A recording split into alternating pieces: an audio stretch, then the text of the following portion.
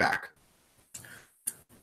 Greetings, fellow armchair Imagineers, and welcome to the Main Street Cinema, the place where we talk about filmmaking. And my God, do we have a film here for you today, folks, because boy, oh boy, we're talking about one that's near and dear to my heart. We're doing a fan commentary on The Shape of Water, which dazzled everyone last year and dazzled us at the Oscars this year. And boy, oh boy, it was a film I have been trying to see multiple times, and I finally saw it towards the end of 2017, and I've gotten it on DVD, and I've rewatched like at least two more additional times, and I've seen it three times till, and boy, have I been blown away by it. Tiki, what do you think of The Shape of Water? Well, first of all, how am I coming in, Dragon? Am I coming in okay? Yeah, I think I kind of butchered the Main Street Cinema opening because you usually do that, but I think we're coming. We discussed the finer points in filmmaking. There we go. That's better. All right, there we go. Dragon, it's interesting. I don't know what I was thinking the first time I watched this movie. There's some movies where it takes a while to click with you, and this was one of them because I'd heard such buildup for it, and honestly, walking out of the theater, I was just like, yeah, it was good, but I like Pan's Labyrinth a lot better. It's not my favorite Guillermo del Toro by any means.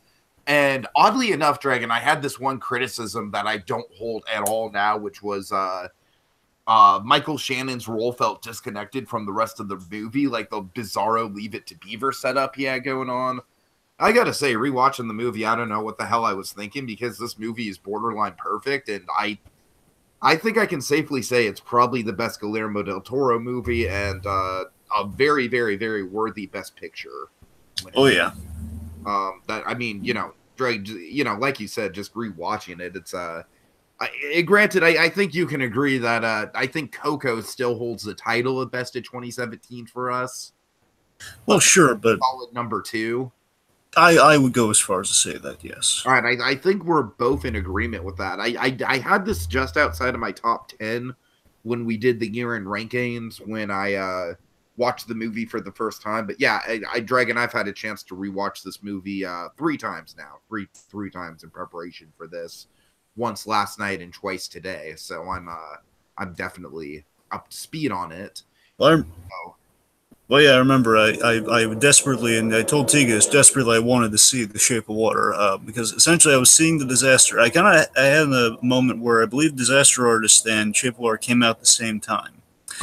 And I opted for Disaster Artist, and I just figured, okay, I'll see Shape of Water after that, because basically if the trailers look good and then the buzz was continuing to sound good and everything, it absolutely was sounding great in that. And I wanted to see it, like the week after Disaster Artist, and I find out, like, oh no, it's not in any theaters. What gives? It's one of those Oscar things where the Oscar. The Oscar contenders always have like these really weird limited releases or really sketchy, like very temporary, stupid releases.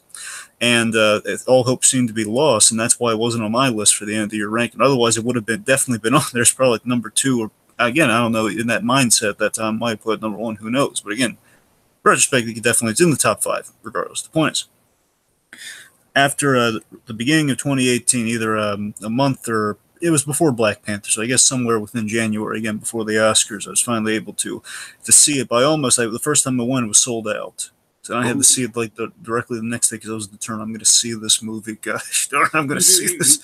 I'm going to see this movie. Del Toro made cinema gold. I have to mine it. And my God, because I was able to see it in theaters. What they did is they released all the Oscar contenders because there's a lot of buzz around them, so they put them in. Basically, they did like a better wide release until the Oscars debuted. So they were in theaters until the Oscars aired. It's like a publicity thing, and I was able to watch it. And I wasn't able to rewatch it, but Tiki, I was so mesmerized, I memorized that first viewing, and I kept going back to that and being blown away by it. And then finally, this past Easter, DVD, even rewatched it twice, and still in love with it. Yeah, so it's interesting that I kind of had that reverse experience where the first time I saw it, I definitely liked it quite a bit, but I was sort of, it's the hype machine, right? It's certain movies you go in, you hear so much about it, and you're like, well, that's not what I was expecting it to be. But rewatching it for me, Dragon, the rewatches are what counted. The rewatches, every time I've been like, oh, okay, like, I can definitely see the pieces of the puzzle fitting together more and more. And it's bizarre. It's like at one time what I thought were oddly disconnected things in the movie, like the Michael Shannon parts and everything else, now seem completely integral. So yeah, I'm 100% on board with you. And like I said, just I mean, for once the Academy Awards gets it right with Best Picture. I mean, I was personally rooting for Call Me by Your Name for Best Picture, but yeah, I think this is definitely more rewatchable than Call Me by Your Name, so I would have to put it above that movie for that reason. All right. All right, so let's get into some background again. Just basically like kind of the initial stuff, not all like the deep cuts and everything. We'll do that throughout the movie. Let's just kind of a few brief things at the top here. So, famously, Guillermo del Toro is known for kind of the it's never been phrased like this. I'm just giving like a nickname in the moment here. The Del Toro perspective, let's say. The Del Toro perspective is essentially it's the mindset he's had, and you can see in a lot of his movies of when it comes to romance and the monsters that he has done. He always has an unconventional perspective on monsters and magic and such, and he's always kind of seen romance as like Beauty and the Beast without the prince at the end, without the transformation to the prince at the end. That's very much the mindset he approached this movie with, that he's been kind of practicing on films like Hellboy in his career. And as a boy, Del Toro, he loved the movie Creature from the Black Lagoon, and you know that kind of that age-old kind of perspective was kind of built into him at that time, just kind of wondering, you know, what if the monster got the girl at the end? You know, what if the monster, you know, didn't lose in the end? What if, you know, it wasn't chased by angry villagers? You know, what if what if the love story that was kind of perceived by the monster actually was seen through his point of view and actually, you know, kind of transpired? So he goes to a breakfast, not just any breakfast. He goes to a breakfast with his Troll Hunter co-writer. Now, Troll Hunter is a show I can't recommend any more highly on Netflix right now, and it's based on a novel that was co-written and co-created by Del Toro and this writer Daniel Kraus in 2011. So he's always had this kind of story in the back of his mind with Creature of Black Lagoon, and he's really started to develop in 2011. So he pitches essentially a Creature of the Black Lagoon romance to Universal. I don't know if this is during the whole constructive phase of the whole dark Universal thing. Could you imagine if this was part of the Dark Universal? Yeah, the whole Dark Universe thing that they were promoting. This would be like probably the only successful one of the bunch, but I mean, this is what you launch a franchise with, Dragon. Franchise. Go ahead. Absolutely. So, I mean, I have no idea if this was like tied into all of that or not, because I would imagine that would come after the Avengers, and this is probably planned before the Avengers, so it's unclear. The point is, Universal turns them down because it's very unconventional, like a romance from the monster's point of view. It's like, hey, that's a no-go. Short-sighted Universal executives. So that's kind of why we can't call this film kind of the new Creature of the Black Lagoon 100%. But so essentially it was a no-go from Universal, which led to this becoming a passion project. So even while Del Toro was doing other films like Pacific Rim, and you'll notice, again, not as strong as stuff, but while he's doing other films, he's really thinking of this in the back of his mind, because this is what he's really been dedicating his time to, kind of post that meeting onward.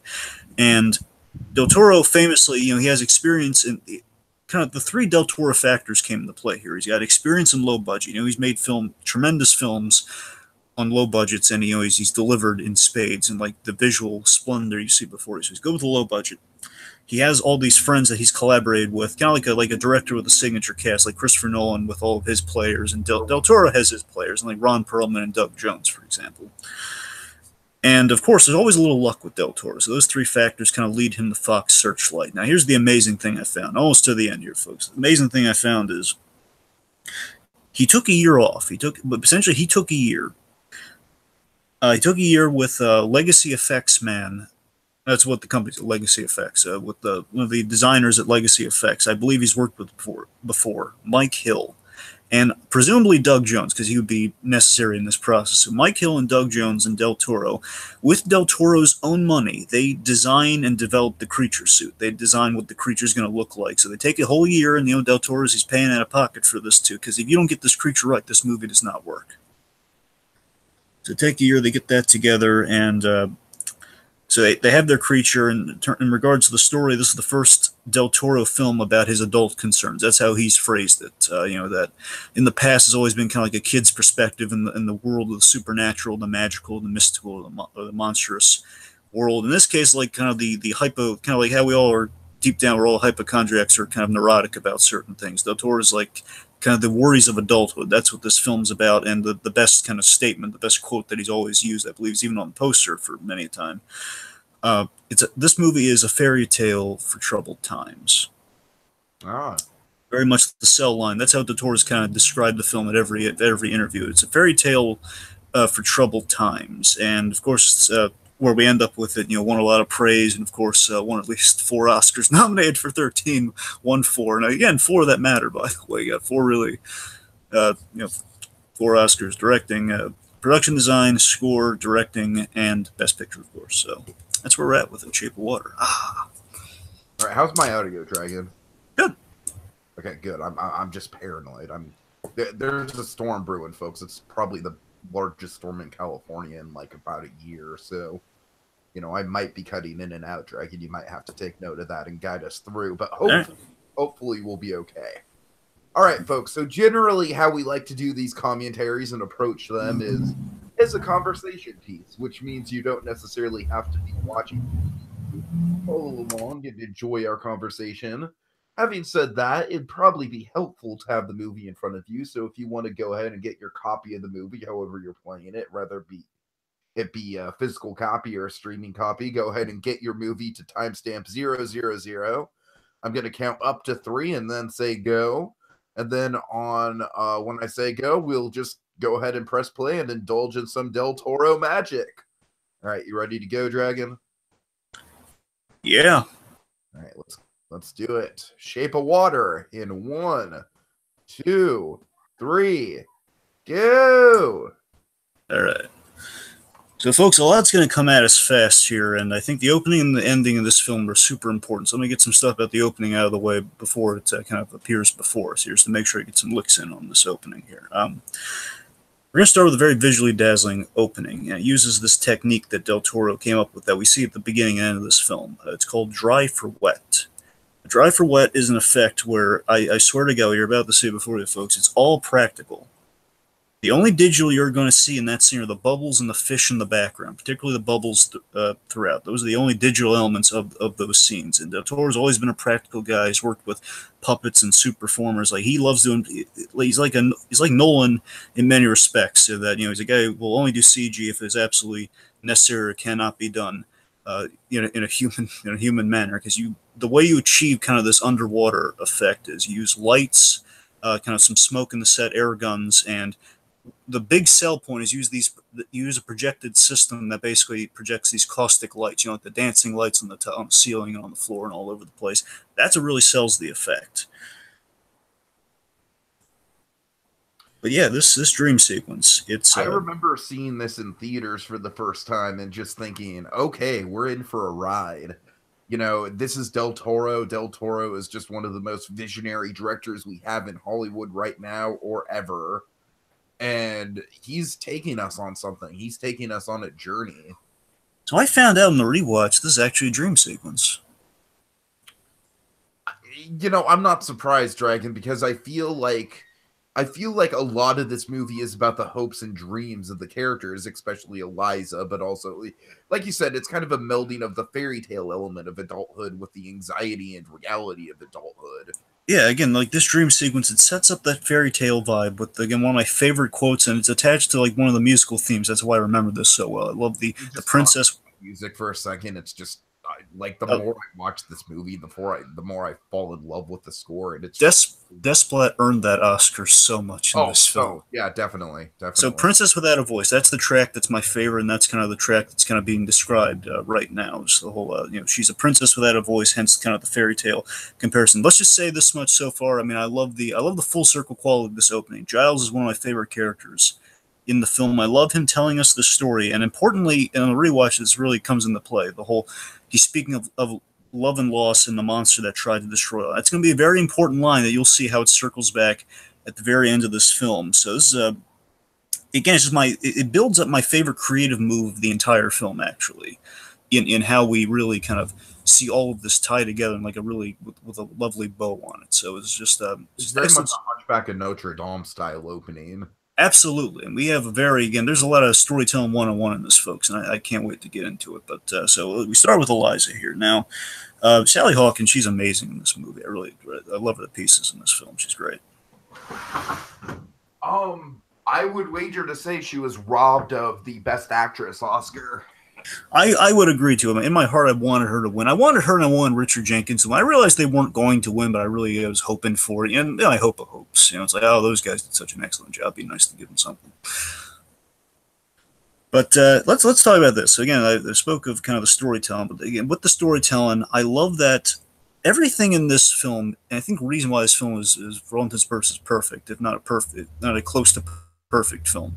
I would say perfect. I'm saying in case there are any people who kind of want to poke holes in that. I love how everything is done with purpose, and it's not gratuitous. We don't do anything gratuitous for gratuitous sake. Like essentially 3 minutes into the movie, we establish something in the film. We establish there's a few ground rules in this movie that yes, there's going to be nudity and sexuality in this film, but as we see in like 3 minutes or so, like 4 minutes, I guess, we use nudity in the artistic sense, and we use sexuality, as we see later on, to develop romance. So again, it's done in the most classy, mature way possible. And again, like nothing is wasted or like just kind of thrown in there because hey, we got the R rating. There's none of that in this movie. It's all earned and deserved, and doesn't feel like, oh man, I don't know what the director was thinking there in that scene. It all centers around like look at like this scene we see before us here. Like you'll notice the egg timer. The egg timer. It's the egg timer, of course, is a symbol of the egg later on, how she meets her love interest. And again, it's in this scene to show that there is a correlation between what we're going to see later on with the sexuality between her and her love interest in this film. So the egg is there for a very specific purpose. I mean, again, it's visually we're telling a lot of story in like 4 minutes of the movie. That's amazing. No, I mean, that's the thing about the movie, especially on a rewatch, is you just get the sense that these little details are just flying at you. And I would wager to say, Dragon, that Del Toro, one of the things that he's mixed on is he's great at set design. He's great at world building. I would say he's about 50-50 or 60-40 on actual, like, good character pieces. Because movies like Pan's Labyrinth and the Hellboy movies, great characters. Yes. I would say something like, oh, God, what is that? The freaking Haunted Mansion movie he did that I already forgot. I don't think I can. The one with Tom Hiddleston. The name escapes me at the moment. But that's a one where I can just point to and say, like, okay, everyone in that movie was just bland as hell, and I don't remember anything about it. I don't even remember the name of it. But granted, I think this movie is just like a good example of Del Toro just kind of getting both the details of the world and the details of the characters and kind of melding them together, and they work harmoniously with each other. Like I love how we just right off the bat, even before we have a scene addressing it, I love that we can see, okay, she has these scars on her throat, that's why she's mute. And again, like so much, it's so well conveyed in that moment. And again, a bit of a foreshadow for her love interest, again, someone with kind of what essentially is gills. Mm-hmm. And so speaking of character, as you were, Tiki, of course, Richard Jenkins, I love him as Giles, and Giles, I think, is the perfect supporting character, especially for an Oscar movie. He's one of the perfect supporting characters you can have, and that, he's he's a likable friend. It's an unconventional pairing. This older man, an older gay man with a mute girl, and it's a nice. I love it. He's like the nice starving artist friend next door, and it doesn't feel like forced. It doesn't feel like, oh man, that's kind of it's okay. We're just doing an odd choice for an odd choice sake. No, again, it's all just showing that these guys, as we're going to see later on, we complete kind of the triangle of these three characters with Zelda later on, played by Octavia Spencer. These three characters are kind of invisible in their own society. These are the guys that people don't pay mind to. You walk down, like when people walk down the street, they'll like either turn their nose up at these people or those kind of like not acknowledge them at all. Like, okay, girl can't speak. It was just kind of an old man walking down the street, and okay, so in the '60s time period, of course, just a black cleaner. So again, like three people who are just kind of completely kind of bygone by society. And by the way, this bench scene here, originally this was going to be the underwater opening that we start with her. She was going to have like a daydream during this scene, but they didn't have the budget for it. I think it was a smart call in the grand scheme. Well, I mean, especially because so much of the movie revolves around the apartment and the idea of the water and the apartment. Mm-hmm. So really quick backtracking just a second, Dragon. I love the world building of this movie. Oh yeah. And I think one of the smartest choices is right off the bat, we have the freaking chocolate factory that's on fire. It's a great tone setter because it shows that we're going to have, again, it's like there's darkness while the sense there is a bit of a levity to it. And we're gonna see that with all of the locations, all of the set pieces in this movie. Yeah, and earlier on too, I love that she lives atop a movie theater, and I love that the theater owner. We see Eliza; she's a little lonely privately, but she's a nice girl, and everybody likes her. It's like, hey, there's Eliza. Like, oh, you and that nice boy, nice man from upstairs, Giles. You come see the Bible movie later on. You're 2 free tickets. I'll throw in the free popcorn sodas. Nice guy. Yeah, yeah. So I would say, in contrast, the town and the setting in this movie is beautiful on the outside, ugly on the inside. That is Baltimore in a nutshell. I would say the workplace and the environment is almost the opposite in a way. If not just for the presence of Octavia Spencer's character, where this is the place where Eliza definitely has the most social interaction and the most common ground with, and she finds comfort in that. But at the same time, of course, it's a shady freaking government agency, so there's a lot of dark stuff revealed, like, not even under the surface. It's just right there for you to see. So I love that contrast between the real world, or I shouldn't say the real world, you know what I mean, but the outside world of the lab compared to the lab. Like, the lab is almost more warm and inviting in some respects because everything is almost surface level, whereas the real world has this uncomfortable, like, kind of dark undercurrent to it that you can't quite place your finger on. Right, and like the interior of buildings, there's a lot of character inside certain buildings. Like in the inside of buildings, there's character. On the outside world, is just kind of The interiors are definitely signature Del Toro. I mean, the piping and grating everywhere, the tanks, machinery. Again, it's all very indicative of Del Toro, and the color schemes too. Again, we have like color scheme that kind of evokes kind of the creature's color scheme. Sure. And again, this guy, Mr. Fleming here, always reminds me of Bradley Whitford. I can see that. It's like for a moment, I thought the first time I saw it, I was like, is that Bradley Whitford with a mustache?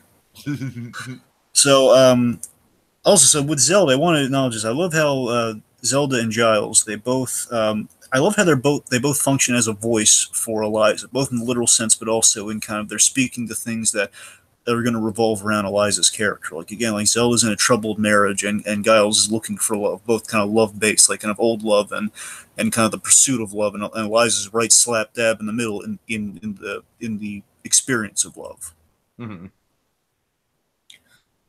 So one of my favorite arcs in this movie on a rewatch, I didn't think of the first time, but I think it's brilliant, is I love how we evolve and basically we keep giving the creature. Sometimes people call him the Gill Man. I think Del Toro calls him the Amphibious Man. So whatever you want to go with. The Amphibious Man, I love how we keep labeling him and evolving him with, like, we could label him and show his evolution as a character. So right now he starts off as a monster, and we frame him like a monster. He's scaring people like a monster. He's doing like off screen, like we're building him up like a traditional horror movie monster. And we're gonna, as the film goes on, we have at least 4 other kind of labels, or like 4 other names we can put on him and his evolution. Like he goes from monster to creature, creature being like an Abe Sapien type, like kind of a beautiful otherworldly creature that is kind of like it's like a less scary monster. That's kind of when we finally see him with Eliza. That's when he goes from monster to creature. The rest we'll cover as they come. So. Okay. Yeah. By the way, this is all shot in Toronto, and I gotta tell you, they made Toronto look like a convincing Baltimore in the 1960s. Toronto is just kind of one of those towns that you could slap any sort of skin onto. Yeah, well, it's also like on Ontario and other ports. It's all Canada. That's the point. Mm-hmm. So, yes, here's a sequence I'm sure James Franco would adore. Y'all come back now, you hear? That's our running gag of James Franco as Harry Osborn loving pie. Oh my god, dude! Could you just picture Franco? Giles is Franco in this scene. Well, he's betraying Franco. Yeah. Okay, folks, just to clear the air here with Spider-Man 3, there's this great scene that Dragon and I both love where Harry's just rubbing in Peter's face, like, ha, I manipulated Mary Jane into breaking up with you, and now she's with me, ha, and they're at a diner. And then the waitress is just like, How's the how's the pie? pie? And what does he say, Dragon? So good.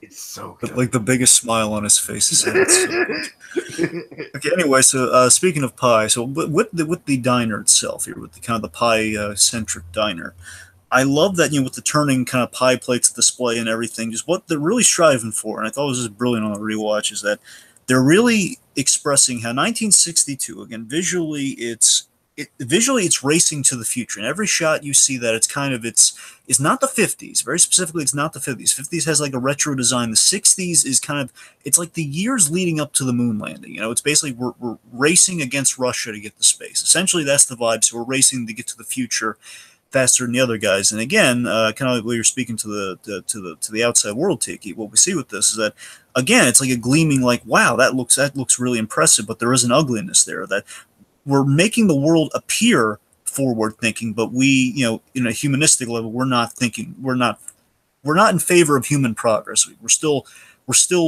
very we're backtracking on that, but we're not moving forward in a character sense. We're just like, we're treating people poorly. The reason it's called a fairy tale for troubled times, that this would be the most troubled transitional time in the 1960s. There's racism, there's prejudice, there's paranoia, there's conspiracies, there's communism, there's all that stuff is brewing. Okay, I'm going to get really nitpicky, but since I visited Florida recently, and of course, being in Florida, I had to try the key lime pie there. The key lime pie in this movie looks super artificial compared to the real Floridian key lime pie, Dragon. Well, that's the point, Tig. Later on, we have there's a really hilarious gag we're going to get to later on with Oh, Giles. I know.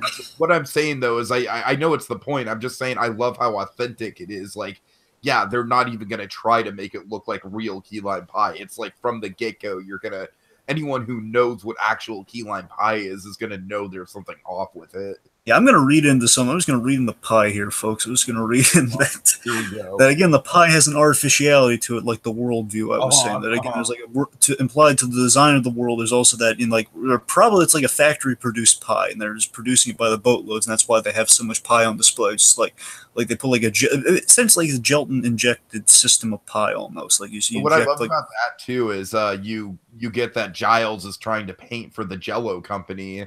Yeah. And then the pie looks like Jello. It all ties together, Dragon. Yeah. It's like poetry, it rhymes. All right. Also, I love that if the world's racing to the future, our characters are tied to the past in many ways. Think about it. Giles is, like we see in his apartment, he has a really nice old school apartment. Like, he has this great Egyptian couch. Like, his couch is like this Egyptian fabric on it. I don't mean like it's old fabric. I mean, it has like Egyptian patterns on it. It looks really nice. And later on, he has the whole relic scene. So he's a relic of the past. Eliza is falling in love with an ancient being, and Zelda, she has the Bible thing tied into her name. So there's always like our three main characters have a tie to the past. Strickland has something a little more complex we'll get to later on, but the point is, like, the world's always racing to the future, and these guys, our heroes, are stuck to the past. Sure. So speaking of Strickland, let's talk about him. So again, I love how nothing's accidental here. I don't think we have any like gratuitous or unnecessary gags when we relate to kind of sexuality or bathroom humor here. And again, I just got to give major kudos because it's such a rarity these days. Folks usually just put these things in here for like, oh, someone must like that. That's kind of funny, right? It's juvenile, but no. What we're doing here is we're showing. So Strickland, let me build here. So I think the purpose of the bathroom scene is, I think we're finding fault in men with the conversation about not being able to hit the toilet. I think it's speaking to a machismo, like and basically marking your territory. And, yeah, I can see that. And that speaks to Strickland, who, again, Strickland enters, and essentially my comparison for Strickland is he's G-Man Gaston. He's Gaston as a G-Man. Oh, God. And he very much is the monster that we're referring to in the opening. He is the monster that's going to threaten all. I know it's not a big revelation, but I love that we see him get more monstrous as the film goes on. But again, he starts off in a very kind of like G-Man government version of Gaston. Dragon, his fingers have an arc in this movie. I'm terrified of what we do with him in this movie. We're gonna get there. Oh yeah. So Del Toro, by the way, I learned this. This is really cool. Del Toro constructed the Strickland character. Wonderfully played by Michael Sheen, by the way, one of the most intimidating men in cinema. Michael Shannon. Michael Shannon. Did I say Sheen? Yes, you said. Crap. Sorry, I meant Shannon. Darn it. Anyway, Michael Shannon, one of us knew they met in cinema. Del Toro, what he did is in constructing Strickland, who again I kept thinking Back to the Future the first time I heard his name. I was thinking, oh, it's Strickland, the principal. Del Toro. I think of Strickland Propane. So Del Toro, he combined his worst fears, basically his worst fear into this man. Basically, he's a guy who is obsessed with order, certainty, and perfection. These are three things that terrify Del Toro because these are three things that if any man was obsessed with, it would drive him mad because they'd never be able to achieve things. You can't achieve order, all-encompassing order, perfection, or certainty in this world. And that's kind of like, again, basically the guy's the opposite of Guillermo del Toro, and I think that's kind of clever. Interesting. Yeah. Like, as we see in that bathroom scene, the guy makes no apologies or have any sense of self-doubt or modesty, as, again, justifying that scene. Mm-hmm. And there's also with the cattle prod, because we're going to see it a bunch of times in the movie, and we're kind of building this stuff here. The cattle prod in that scene, and he's pointing Eliza's attention to the cattle prod. I think there's kind of a Kubrickian kind of phallus thing going on with the cattle prod. Well, I mean, I think the eggs are also very Kubrickian, Dragon. This whole movie kind of has a Kubrickian sexual undertone to it. It does, and again, it's very well earned too. I don't want to just leave it. Well, yeah, I mean, I think when you were speaking earlier to the the classy way in which sex is portrayed on film in this movie, I think I can point to two things, Dragon. I can point to French cinema, which I think is definitely something that Del Toro probably looked to. Oh yeah, well, we have French music in this movie, I would imagine. That's what I'm saying. Yeah. And I can also point to, like you said, Stanley Kubrick for just the use of symbolism in the movie and the way that, specifically the way that sexuality plays into the actual characters in the movie is very Kubrickian. Yeah. So let's see. The scene is past, but again, Strickland being attacked is another example of again him being kind of it's a horror reveal, again, portraying the creature as a monster, but at the same time, it's a fun thing on the rewatch where you see, oh, the real terrifying monster in this scene is Strickland. Yeah, definitely. So that's what we're doing that build and reveal to, Strickland. Mm-hmm. So I have a profound fear of losing fingers. Yeah, I know you do, buddy. I'm sorry. But I'm going to say this, though. I have a profound fear of it, but if the way they do it in this movie, though, it's like God help me. I mean, they do like it I so. Said, Dragon, the fingers actually have an arc. That's what I'm saying. Like, I'm going to read into this though. So you see the two fingers of which are removed. There's kind of a symbol of infidelity because the ring finger with the ring on it is removed from his hand, and we see later on again he's thinking about kind of having an affair, like mistreating women aside from his wife, and.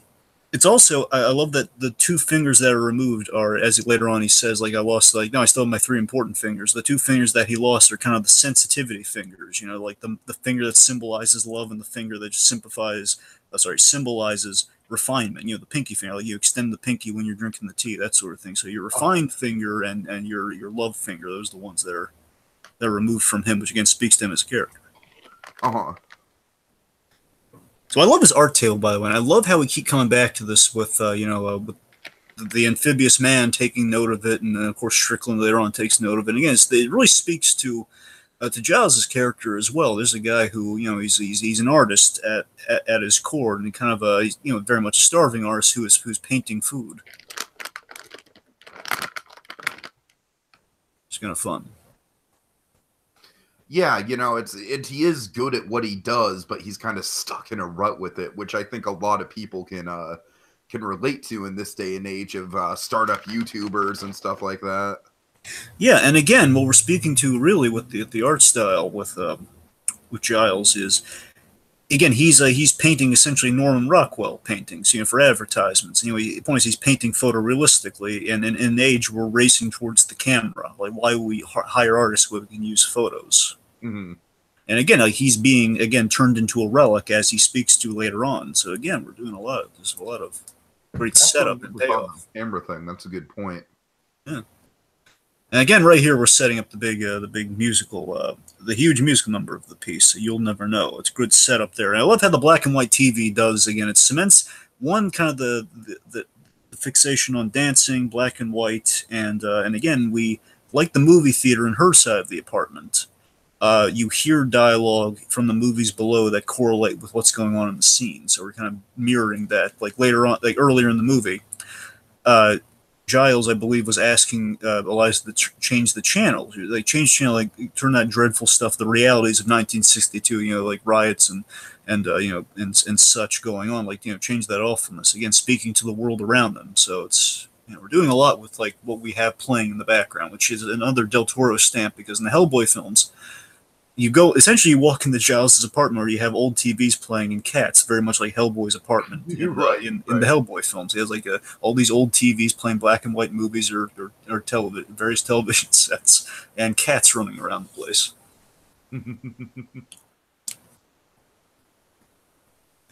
So Doug Jones is the key to this film, and this scene right here is definitely this is the big transition from monster, the perceived monster to creature. Again, Abe Sapien like humanity applied to a monster. And the suit that you're about to see, folks, I emphasize, like the opening, folks, this suit, I kid you not, is all practical. The only digital enhancement on this suit is they have to enhance, never all at once. It's never all at once, but they have to kind of digitally enhance half of the face. Like whenever he blinks, that's digital, laid on top of practical. And like certain things with the mouth as well. And later on, at the very end of the movie, like his spine will kind of like stand up, and when his spine, again, those like the only digital alterations. And again, they're kind of things you still can't do blinking convincingly, practically, at least at this point in time. But again, this is all practical. Doug Jones is kind of acting the heck out of this. And Del Toro, when he was going to, I love the seductive egg bite here, by the way. Yeah. Yeah.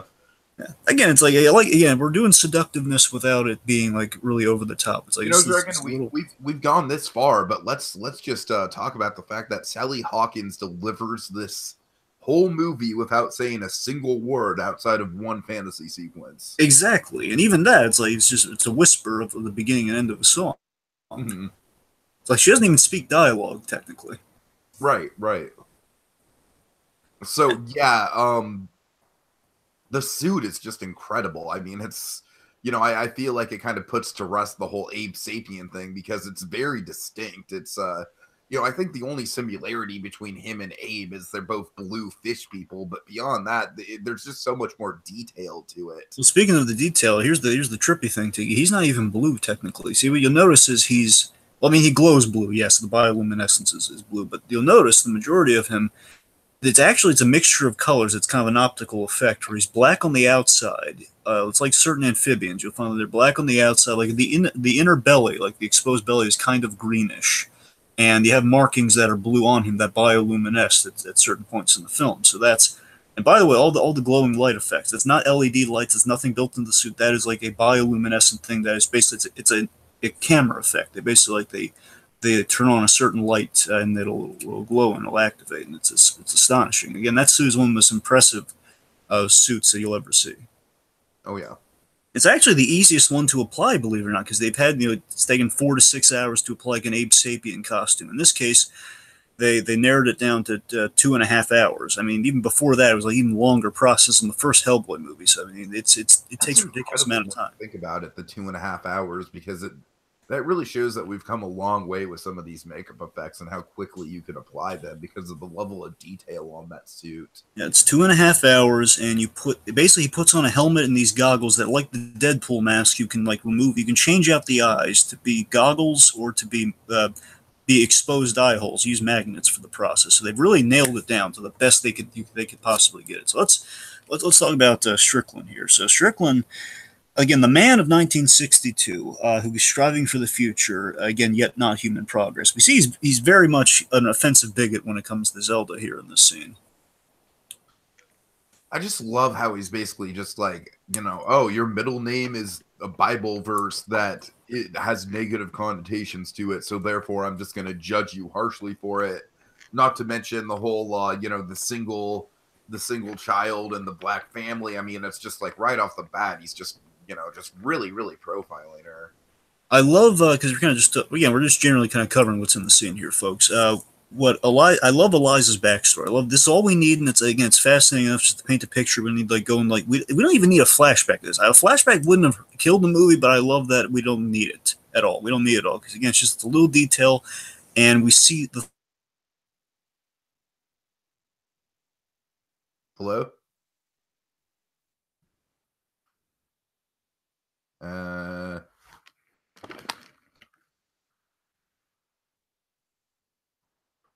hello?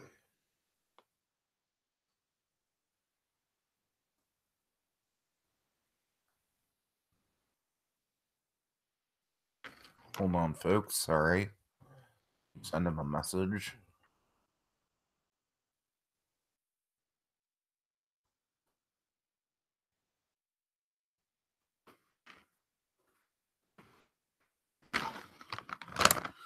Hello? Dragon?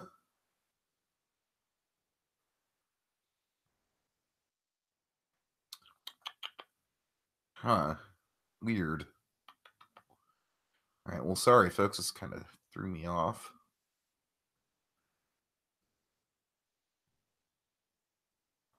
You know what? I'm gonna go out and come back in and see if it's something on my end. It might be a connection issue on my end, so give me 1 second.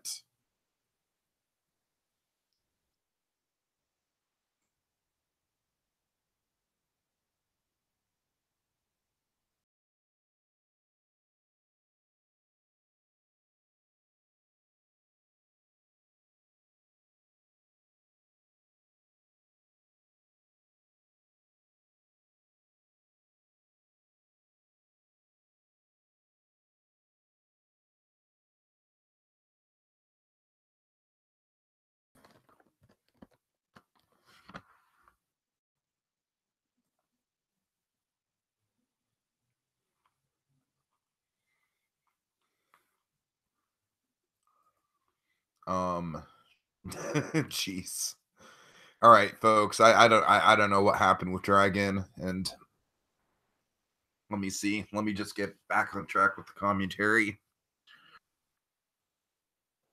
Hopefully Dragon will pop in again. This is weird.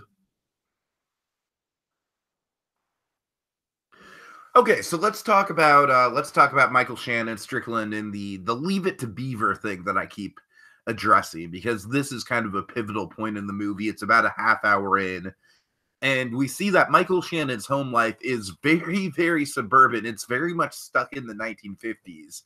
And what I find fascinating about that, in terms of set design, in terms of everything else, is that, as Dragon and I keep alluding to, this is a movie um where the whole point is that it's about man and the race forward. You know, the 1960s is all about the space race. It's all about it's all about getting there first. It's all about being the first man forward. And we see with Michael Shannon in this family situation, he's stuck in the past. He's stuck in this suburban 1950s environment that, like I said, that we see through the color scheme and everything else.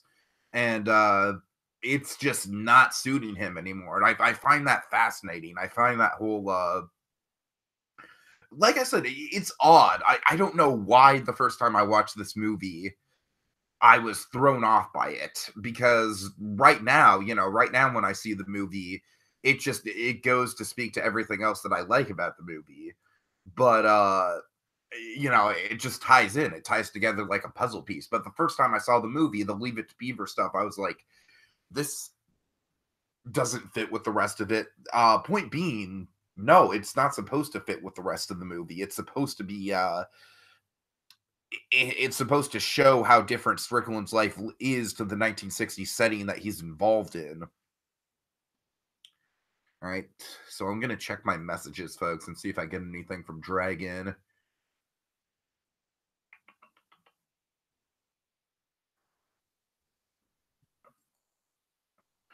And of course, we see a dark connotation where he's silencing his wife during intercourse. Kind of subjecting us to, oh boy, he's after our heroine, he's after our main character. And we're going to get back to the eggs and back to the creature, and we're going to see the development of the relationship. Oh god.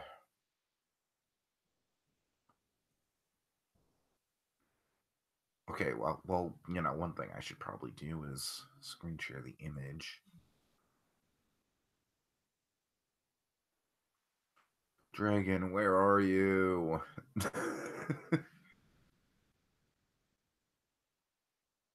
Nothing. Nothing. All right. Hold on. Let me just send him a message. Ask what's up.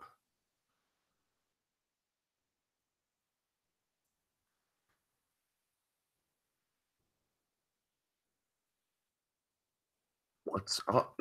Question mark. Oh boy. Sorry folks. This is abnormal for Dragon to be gone this long. And this is like a centerpiece point of the movie too. So Dragon kind of like set up stuff, he had like a whole thing going that he was setting up with the transformation of the creature that I don't want to intrude on, but hopefully I'll be doing this enough justice. And the thing is, I really don't like doing podcasts by myself. I kind of get anxiety about it. So this is bad. This is bad.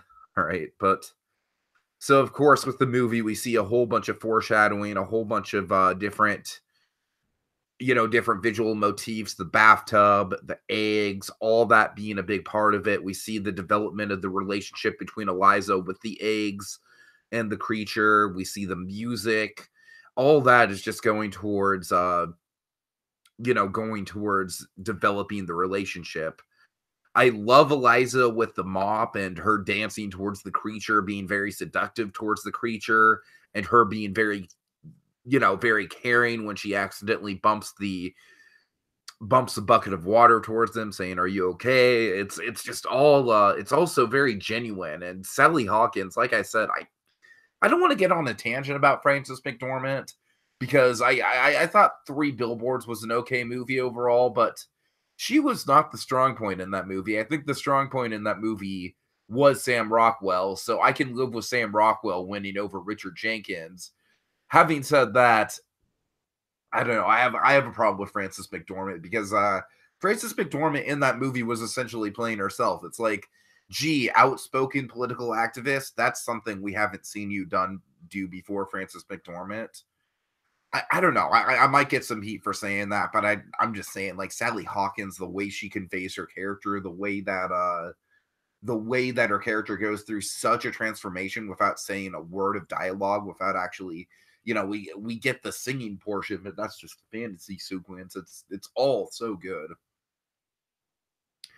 Okay, now we get into the government conspiracy stuff, which honestly, if I had to do a nitpick about this movie, it would probably be this. I think we kind of overcomplicate it just a little bit with some of this stuff, the way that different people are vying for the creature. I'm not saying that it's unnecessary. I'm just saying I think there's a way that you kind of could have toned it down a little bit.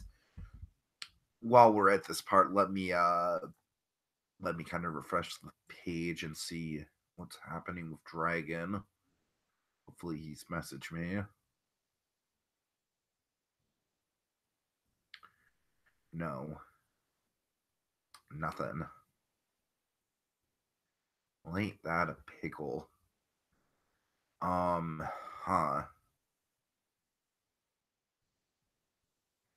I honestly don't know how long I want to go into this without him. I mean, I don't want to do the whole thing without him. You know what I mean? Let me see. It's 7 o'clock now, my time. I mean, I really don't want to go too much further because this is like his big passion of a movie. You know what? I mean, if he doesn't pop up in the next hour, I'm just going to assume that or by the time the movie hits the hour point, because right now the movie is about 38 minutes in, so I'm gonna give it another 20 minutes or so. I mean, I don't know, because after that it's just I kind of feel like I'm kind of stomping on his territory a little bit. So hopefully he pops back up. Yeah.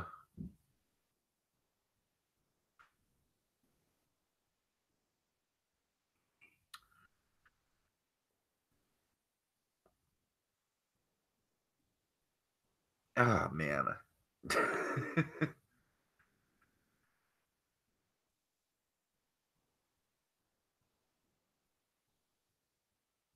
Okay, I mean, here's the thing with the conspiracy plot is that it definitely sets the tone with the rest of the movie, you know? It's just I just feel like again, it's a little disconnected from everything else. And it's not as disconnected as the Strickland thing with the Leave It to Beavers plot line, but it still feels a little bit like we don't necessarily need it in there. It doesn't ruin the movie or derail the movie or anything. So I love that. I love that even random side characters like I'm sorry. I think it's Yolanda. Yolanda is just kind of like the woman who's always in the back of the line complaining that Eliza gets to gets to have her spot saved. I love how little side characters like that just get really integrated into the plot and really it's just kind of little ingredients, little spices, if you will, to spice up the environment. Of course, I love this setup with the camera and the docking bay, with Eliza getting the idea, it all kind of gets pieced together.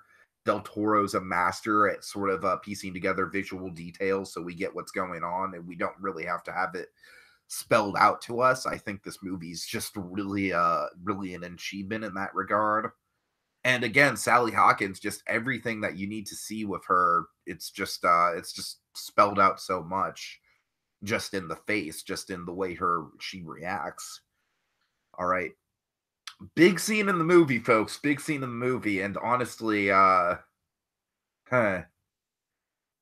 So this is where we see the kind of the switcheroo from the monster and man thing. This is really where it happens, if I'm guessing, with Dragon. And the cattle prod being the big kind of weapon that the monster uses, the monster's teeth, if you will. And this is where we see in the beginning of the movie when Strickland loses his fingers. Folks, we see very clearly here, yeah, he deserved to lose those fingers and then some because this guy is sadistic. He's basically torturing this creature for the sake of torturing him. Oh yeah, absolutely. It's just Oh, thank God you're here. Oh my God. Are you okay, man? I've been better. Okay. Well, do you want to backtrack on anything that you missed? Well, yeah. All right. Let's see. So, with Strickland earlier on, we saw, he went home to his wife. The whole. I think I did justice to that, to kind of like the dichotomy of like he's stuck in sort of this 1950s environment when he should be in the 60s, and he feels very trapped in that. Yeah. Also, again, the love scene there was also purposeful, and that was showing kind of like our actual, like, kind of our human relationship in this film is very, it's like completely, non-romantic at all. Yeah, he's just like getting the job, he's very unlovingly. He's doing that. Of course, the creepy, hand over the fingers bleeding onto her face, fingers bleeding onto her, and he wants silence. So again, very much like a G-Man Gaston. He wants, he wants the girl who's different than the other villagers. Let's say he wants, he wants Eliza, and he's doing that in unhealthy ways. The main thing what I was saying before I was kind of gone. I love the whole detail about Eliza's past, the whole, the theme of water, her being abandoned by the water, how it ties into like a lot of the stuff we see with her. So I really love that. Sure. It's of course, the great Michael Strahlberg, who we have in this scene. I think he's yet another wonderful addition to the cast. I've seen Strahlberg in a lot of things. I cast him as Steve Jobs in that Pixar pitch we did. He was also fantastic in Call Me by Your Name as well. That's good. So I love him here as Dimitri / Hofstetler. He's very good. I love for me, I inferred in the previous scene of the Russians as well. The idea, this is a guy who actually, out of all the characters in this movie, this is the guy who wants, who kind of in a more healthy way embodies, he wants to think of the future. He's a guy who is thinking towards the future, but the only way he can do that is if he works with the Russians. I'm saying yes, he is Russian, but it's the fact that he doesn't believe in what the Russians are really going for. He's just the scientist who's involved in the intricate beauty of the of looking into the creature. And I love the pseudoscience of the whole. They're looking at the creature so they can learn how to breathe in space. Essentially, I think that's really interesting. I love how we have good pseudoscience all throughout this film. And it totally ties into the 1960s setting in a natural way too. Yeah. And again, this is a cleverly constructed scene explaining how Eliza knows what she knows, and it also kind of ties into that really great introduction of Hofstadter when he just appeared from the shadows, and now we're kind of seeing that he knows that Eliza was in during this scene. So he and Eliza have kind of like a silent arc going on. Like these two care about the creature's well-being, and again, as we've seen the sequence that kind of preceded us, Eliza has been cultivating at this point she's cultivated a friendship with the creature. Not a romance quite yet. It's getting there, but she's developed like a great friendship. And I love how we've seen that with the passage of time in that sequence. So time has passed and they've become great montage, Dragon. Yeah, Benny Goodman, the use of music, Glenn Miller in the orchestra was all very nice.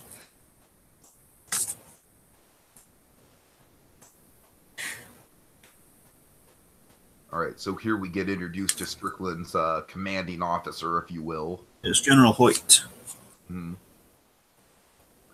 And he's the guy that's definitely kind of giving Strickland his perfectionist attitude about things, as we see. He's kind of like the driving force that fuels the monster. Yeah. I love the shot of her and the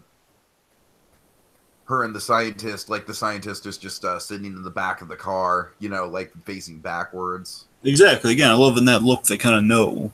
They almost again he knows he's on to her. She might not. She knows that he's probably on to her. So again, we kind of speak to they both have a connection, that they both have a stake in this, and I love how they're both kind of in the same scene together, like her on the outside of the office. And by the way, the offices of this government facility, specifically that one, the cool glass kind of office overlooking everything. Guillermo del Toro's show, The Strain, had ended a year before this. So while they were shooting this, they were kind of ordered. He was striking that set. So basically, he said, "Oh yeah, look, we'll do that for you. We'll take down the set while we're shooting this other movie." So the idea is he used the set, and basically when they were done with it, they took it down. So they used the Strain set for a lot of their interior pieces for mainly for the government facility. So again, it looks great. Nice. Okay, so this is probably the most emotional scene in the movie for me. Oh yeah, so my God, this scene with Jackson. I don't want to call it the best because some of the fantasy sequences kind of overshadow it, but definitely the most emotional. Yeah, and with Giles, Giles, I love that with the toupee and the symbol of the toupee and everything here is that Giles is kind of in denial. He's trying to get a second chance because what we kind of established earlier on with the gelatin thing, and he had a past where presumably he was an artist for a company, and I presume, and again, you have to infer it. So keep it mysterious, and that's not a problem. It's just I'm inferring that because of his probably because of a relationship he had with Bernie, the guy he was talking to. I presume like they kind of sided with Bernie, and Bernie just kind of threw him under the bus. That was my inference on that scene. And basically, our starving artist for that work, he was finding himself at the bottom of the bottle. So now he has a second chance at getting everything back. And this is a lot being thrown at him at the very last minute before all that. So he's trying to move forward. He's trying to kind of find himself a future. He's a relic trying to jumpstart into the future. And Eliza's kind of risking all this for him for something. It sounds like a long shot. And I love how we address that here. He is addressing that. Yeah, this. She's fallen in love with essentially a lobster in a tank, and he's not entirely wrong. It's a lot more complex and emotional than that, but it boils down to, and I think what the earworm in Giles's head in this scene is that she cares about him, not an it, but she cares about him, and it's someone who looks at her not as an invisible person like Zelda, Giles, and Eliza are seen by the world. Just someone who sees her as like another person, not different, just like, hey, another person, kind of like me. We don't, kind of like a Wall-E courtship of speaking without dialogue, just another person in this crazy world. And again, that's kind of what Giles is looking for, and it's a very hard time for him to meet other people to love. And I think that's the kind of the acorn in his head right now. It's going to grow, and he's going to realize that, oh my God, I want to live vicariously through her relationship, so I'm going to help her. But he's not quite there yet. And this is just absolutely the scene that should have won Sally Hawkins the Oscar. Yeah, this scene and a scene later on too. I mean, later on the relic scene is they played it during his nominee, but I thought it was a good scene that if they were to use, they're going to give it for any scene. For Richard Jenkins for Yeah, supporting. sure, for Richard Jenkins, but I'm just saying for Sally Hawkins, just the desperation, Oh, you're right. Yeah, this is her. just the ferociousness of her performance is just off the charts. Yeah, without a word of dialogue, she's communicating so much, like that hit on the wall and everything. The hit on the wall. This might be my favorite moment in the movie. Basically saying nothing, neither are we. Basically saying we're seen as invisible. We are nothing if we don't help someone we could have. Yeah, like he's like us. He's like kind of like he's like a quartet in our trio essentially. He's like another guy like us who's just kind of he's ignored by everybody. And what do we say if we just let him die? So again, this is tragic here. I have a feeling this is going to be a movie that has a lot of iconic moments in it. I think it's going to age really well. As a Best Picture winner, I think it's going to be one of the Best Picture winners that's most agreed upon. And I think a lot of the iconic moments are going to be from the fantastical point of view, the flooded apartment and stuff like that. But I think that moment with the if we do nothing, neither are we, that's going to be the signature moment. That's going to be the one that everyone remembers packed the emotional punch. I'll give you that. That's a fair assessment. All right. So again, Giles. Again, basically, we kind of give Giles one bad day right here. You know, it's a very sad rejection. It's a very sad rejection of Giles. You know, with the second chance taken away from. Basically, the relic has been replaced by the camera. Essentially, I mean, it pisses you off. You feel his anger. You feel his frustration. Where it's just like, okay, like the guy barely even gives him the time of day, even though it was supposed to be an appointment. Yeah, and again, like he was hoping he was going to mail it in so he wouldn't have to do it face to face. So again, it's really it's a crime of the times. That's really when we're kind of. It's so funny. He's rejected by both sides of it. Here, he's rejected by presumably his ex-lover, by Bernie, someone who definitely knows that he's gay, and that's regardless if they were in a relationship or not, he was let go because of that. It's really safe to assume. And so he's let go by someone kind of letting him in again, and now he's being rejected for kind of again expressing himself to a man who he's having really lovely conversation with, but the minute he reveals that he's looking for something more, just it completely blows up in his face, and it's heartbreaking. Again, shortly after that, we see another reminder of the time. So what I love is not just in the rejection, but in what follows the rejection.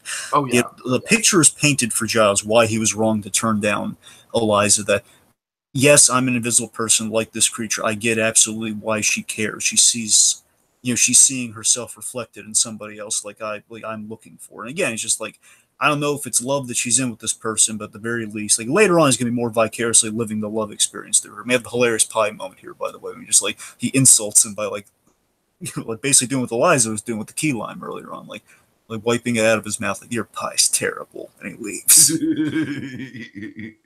But again, basically realizing, again, like Eliza and Zilla are the only people in his life that he can really, again, Eliza mainly, she's the only person who he's got in this world, because everyone else has turned on him, and who am I if I'm not there for my only friend in this world? It's a beautiful moment of friendship between these two. Mm-hmm. Oh yeah. And both of their apartments are fascinating, by the way, and there's a lot of stuff you can break down in both of them, but we'll get to Eliza's a little later on. So I love this, by the way. This probably passed earlier on too, but I love the ridiculousness. Del Toro, he's had fun on Hellboy of kind of going into looking at the Nazis and doing kind of the Nazi stuff from the beginning of the first Hellboy movie, and just kind of seeing like guys like Cronin and all that stuff. He loves kind of the over the top period stuff, and what we're doing here is kind of especially in the earlier scene, we had a version of that with the Russians, where they were doing basically it's Del Toro's tongue-in-cheek approach, yet very accurate approach of the of espionage of the Cold War. Like you have to give a password, and I just love that Schroelberg just walks over. Okay, come on, it's pointless. I can't even hear you from across here. Constantly when they have these scenes, just like he disregards the password because it's pointless. Because yes, I'm here. I'm the only guy who knows the password. You've seen me before. Yeah.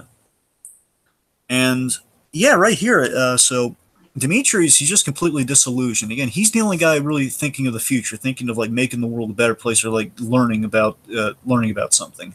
Whereas as his Russian boss here tells him, no, your job's not to learn. The Russians aren't going to learn. We just want to make sure the Americans don't learn. It's a competition. The Cold War is a competition. It's not a science fair project. It's a competition. it's not about doing good work. It's about doing it before the Americans. That's all that we're concerned with. So kill it so they don't have an edge on us. Which again is just complete disillusion on both sides here.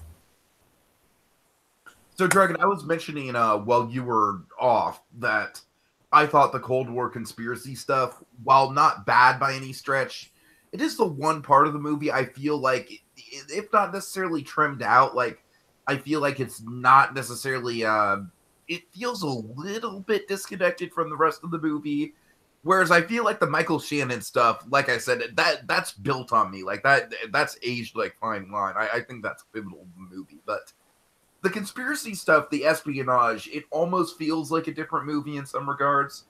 So, but throughout the conversation, you can kind of clear up some of that stuff for me, and because, like I said, I think it all kind of comes together, but I don't think that fits in quite as well as some of the other stuff. Look, I don't think you're entirely wrong about that, but I still think it complements stuff. Like we go from that scene directly to this scene right here with Michael Shannon, where he's again we have this great line by the car salesman who one sells him on a car that again is akin to our protagonist in this film. Again, he's kind of here's like kind of an odd thing here. You could see him as he's trying to be the man of the future. In reality, the man of the future is a man of the deep past in the amphibious man who's driving a car with like a teal pattern similar to the amphibious man. Mm-hmm. And again, the car is very futuristic, and he says, "You're the man. It's a car for you, the man of the future." The future, sir. And that's what sells him on. That's why he gets that car, because he wants to be the man of the future. And again, the Russians, again, I think the Russian thing ties into the conflict of the future. So I think it complements Strickland's stuff. And I can see that, yeah. It complements that, but it also shows that the Russians are, in some respects, they're less harmless than the Americans. And I think that's the commentary they're really trying to drive in there, Tiki, is that the Americans, as we see with Strickland, they're doing far more cruel things than the Russians were doing in this movie. The Russians, as we see in a later scene, one of my favorite scenes later on, with the Russian stuff, is pleasantries with the Russians. Like we have cake jokes with the Russians, and that's what I'm saying. Like, the Russians are like lighter and a little more comedic, and we do a lot of comedy with the Russian stuff, as per that whole like the password fail. So again, that's what I think they're showing, that all this paranoia. The Americans, they're not exactly, their hands aren't exactly sin free with the stuff that they did in trying to beat the Russians. Whereas the stuff with Michael Shannon, it kind of has the trappings of a 1950s sitcom, but has very, very dark undercurrents to it. And again, you hit it right on the head, Tiki. Again, he's a guy living in the 50s who, again, he wants to be, he's trapped in the 50s, but he wants to be in the 60s. And exactly. You can see him frustrated in that, and that's why he wants something new. He wants something different than just kind of the safe consistency of Leave It to Beaver. That's why he's thinking of another woman while being with his wife in a very unromantic capacity. Mm-hmm. Let's see. Oh, yeah. So this is, again, so basically the caper. I love that we have a caper. Basically, our transition between... It's like right in the middle of the movie. Essentially, Act 2 is... It's hard to break up the acts for this movie, because it's a 2-hour film. I almost feel it's like kind of classic theater, where in classic theater you had 2 acts. Presumably, I know a lot of people make the argument that, yes, they're like 3 to 5 acts in a play, but technically in some forms of theater. In most modern plays, it is the 2-act structure where you have the Act 1, then the intermission, the Act 2. So as a recent theater goer myself, Dragon, I adhere to the 2-act structure. I'm just saying, you know what I mean, though. Like, basically, when you break it up into 2, this movie feels like the first hour and the second hour. The second hour is the... I absolutely think this movie's a 2-act structure movie. I really do. I strongly feel that way. Because the first act, essentially, you could say, if you look at it in the 2-hour sense, in the 2-hour sense, the first act ends with the caper being executed. That we save our monster, and the second half is the romance. Exactly. That's the simple way of looking at it. If you really want to be technical, you could say the second act it's the whole caper itself, and then we save them, and then essentially it's just the whole caper itself would be Act 2. If you really want to split hairs. Yeah, but then that's a really long Act 3. Well, no, what I mean is, like, from the moment of, like, she learns, okay, he's going to be bisected to the whole plotting of it to the whole execution. So it's I don't know. You're right. Still, but what I'm saying is that all the stuff in the apartment, that's still like when I first saw the movie, I thought the stuff in the apartment was going to be the Act 3, but then I was a little bit more mixed on it as we went on with the apartment stuff, and as it became the whole last hour of the movie, essentially. Yeah, you're right. So what we see here too, now this is great. I love how, again, it kind of turns into a caper movie for a moment here, like not a heist, but like a caper. they're trying to break something out. And in doing that, I love how we see visually we had all these cues that are very well laid. Where Eliza's just going through the motions in the first hour. She was seeing, okay, there's like the for the employees, the smoke, they turn the camera away, and we see her like lift a bucket so she can she can hop up there and shift the camera. Mm-hmm. The point is, we see all the pieces come together, and I love like the little detail that kind of brings the whole plan into chaos. Where Giles changes his age, because he could just stick with 51. They had to make into a 7. That screws up the whole plan. God. So this scene is very, again, Michael Shannon's character is Strickland is scary in so many ways, and the finger thing is one that terrifies you. This is something that just makes you so unsettling because again, we know we like an evil like G-man Gaston. Because the movie is Beauty and the Beast in many structural ways. You can see in some structural ways there is a lot of Beauty and the Beast in the subtext of this movie. Sure. And again, with the Gaston of it all, it's like, yeah, I bet I can make you squawk. Like, oh my god, that's horrifying. Bringing her in for like spilling the squawk thing. Like, my god, that's horrifying. And especially after that earlier scene that she bared witness to of him in a really careless, again, like not misogynistic, but like in a really like I guess bigoted way. Like where he chastises the creature by saying, "Oh, that noise, Mick, that is the worst noise I've ever heard." For those involuntary noises and like the cries of the other silent beast of the film, he's berating it. And again, we go from that to this scene where he's speaking of like the quiet noises someone makes. It's oh god, it's horrible. Yeah. So again, all these little pieces coming together here, and I love that. I love this little detail here, where like the footprint and particularly her shifting the camera here, where later on, momentarily, actually in this scene right here, Dimitri, after being again like it's a machismo thing where he's just trying to shove it in Dimitri's face here that hey, protocol, go through the door, and he's just being a real prick about everything. And I love he's reading that book, The Power of Positive Thinking. God. He's just such a prick in this scene to poor Dr. Hofstadter, who again is just making a final plea because he's hoping he won't have to kill the creature, if not do anything else. And Eliza presents him with the option he was hoping that Strickland would allow him for here, where hey, maybe I don't have to kill this beautiful creature. Right. And again, we see the conflict of Strickland here. Where Strickland, he just wants to get the job done so he can move on, basically get money for like a retirement where he can basically indulge in other future stuff, like move out of this like just security guard job and just kind of go on to other things. He's got nothing but negative memories of this job. Like he went to South America, he lost his fingers, and now he's just playing babysitter. Yeah, but his whole thing is, even in the worst of conditions, he's going to do the best he can do. He's going to do it to perfection. He's a perfectionist that way. Absolutely. So that's what drives him, even under the worst job circumstances. Also, just another side note, I love how Schulberg looks in this movie. I like him with the glass, the hexagon glasses and it's the hair. Very classic Del Toro character look, Dragon. The fashion, there's a lot you can say about the fashion of this movie. Like those little details, like Strickland he's dressed like a leading man. His suits are very tailored and very precise. Because you'll notice it's hard to tell, but you might be able to tell if you look really closely. His suits are literally as tight as you can make it on a human without being comical. Is that his suits? Like he only has room for that box of candy, Tiki. That's all he has room for on that suit because it's made to show him looking super tall and intimidating, basically kind of your Boardwalk Empire, Michael Shannon. So that's why it's like so tight on him because he's such a precise guy. He wants to look like a James Bond essentially. It was like a really nice suit that's really tightly fitted to him. And like in Eliza's color scheme and everything, you'll notice there is kind of like almost like a Breaking Bad color theory to it, where she's wearing aquatic colors and her apartment has like a lot of aquatic touches to it. Yeah, definitely. And again, this moment where he hands her the key is beautiful. He's asking you who she works for, and not really even caring. He just wants to, okay, just save the creature, whatever you do, just save him. Mm-hmm. Now again, Zelda kind of saves the day here because of this little action she does here, and I love how this was set up, and it's a very simple payoff. Her like kind of doing Eliza's time card. This throws him off the scent of suspicion because they were out while the whole thing was going down. There's no proof of them being there. Yeah, and there's so many things that get foreshadowed and visually referenced throughout the movie. Time being one of them, Dragon.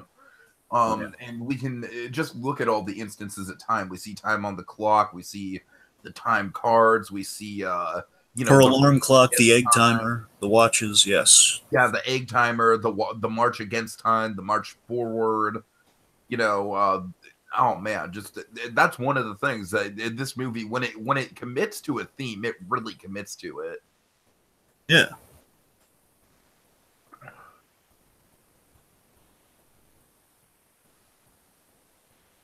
Man, I love how Hofstetler, I love how he sets her up with all the stuff she's gonna need. And again, like we're addressing like stuff you'd question in the movie within like a quick like little moment we address it. Okay, he gives her quick instructions. Okay, salt the saline moss solution. You mix this in with the bath, and we have a setup to a rather gruesome, but again justified within the plot moment of the whole. He has a strict raw protein diet.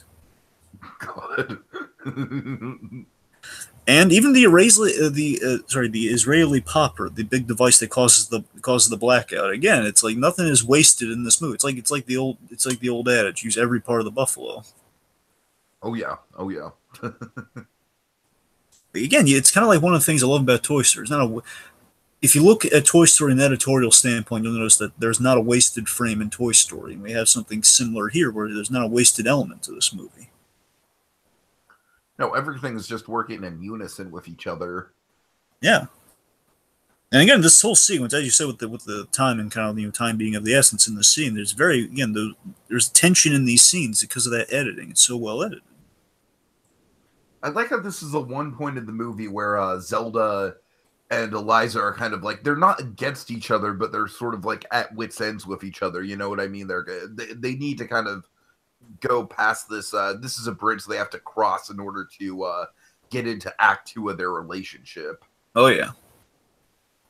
And again, like with Giles later on, what we're going to see with Zelda in the third. Well, again, I know there's again the whole act thing, but the point is towards the very end of the movie, with Zelda, she also is living vicariously through Eliza's relationship, and that they're both not jealous of Eliza, but they're both pulling for Eliza, and they love the relationship she has with this creature, and they both kind of wish they had a relationship like that in their lives. We saw that earlier with Giles, and later on with shippers.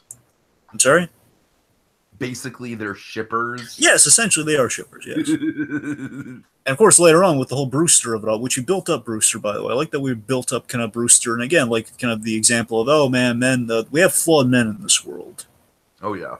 And again, it doesn't feel like it's an agenda, though. It just feels like, okay, we're building up kind of. So it's all these subtle micro pieces, Tiki, that basically build up the hard sell of the movie that you're going to buy. It's kind of like you will believe a man can fly, you will believe a woman will fall in love with a fish man. That's absolutely what it is, Dragon, because I gotta say, when I first heard about the movie, I mean, I was definitely intrigued by it. It's Del Toro, so I'm definitely going to watch it.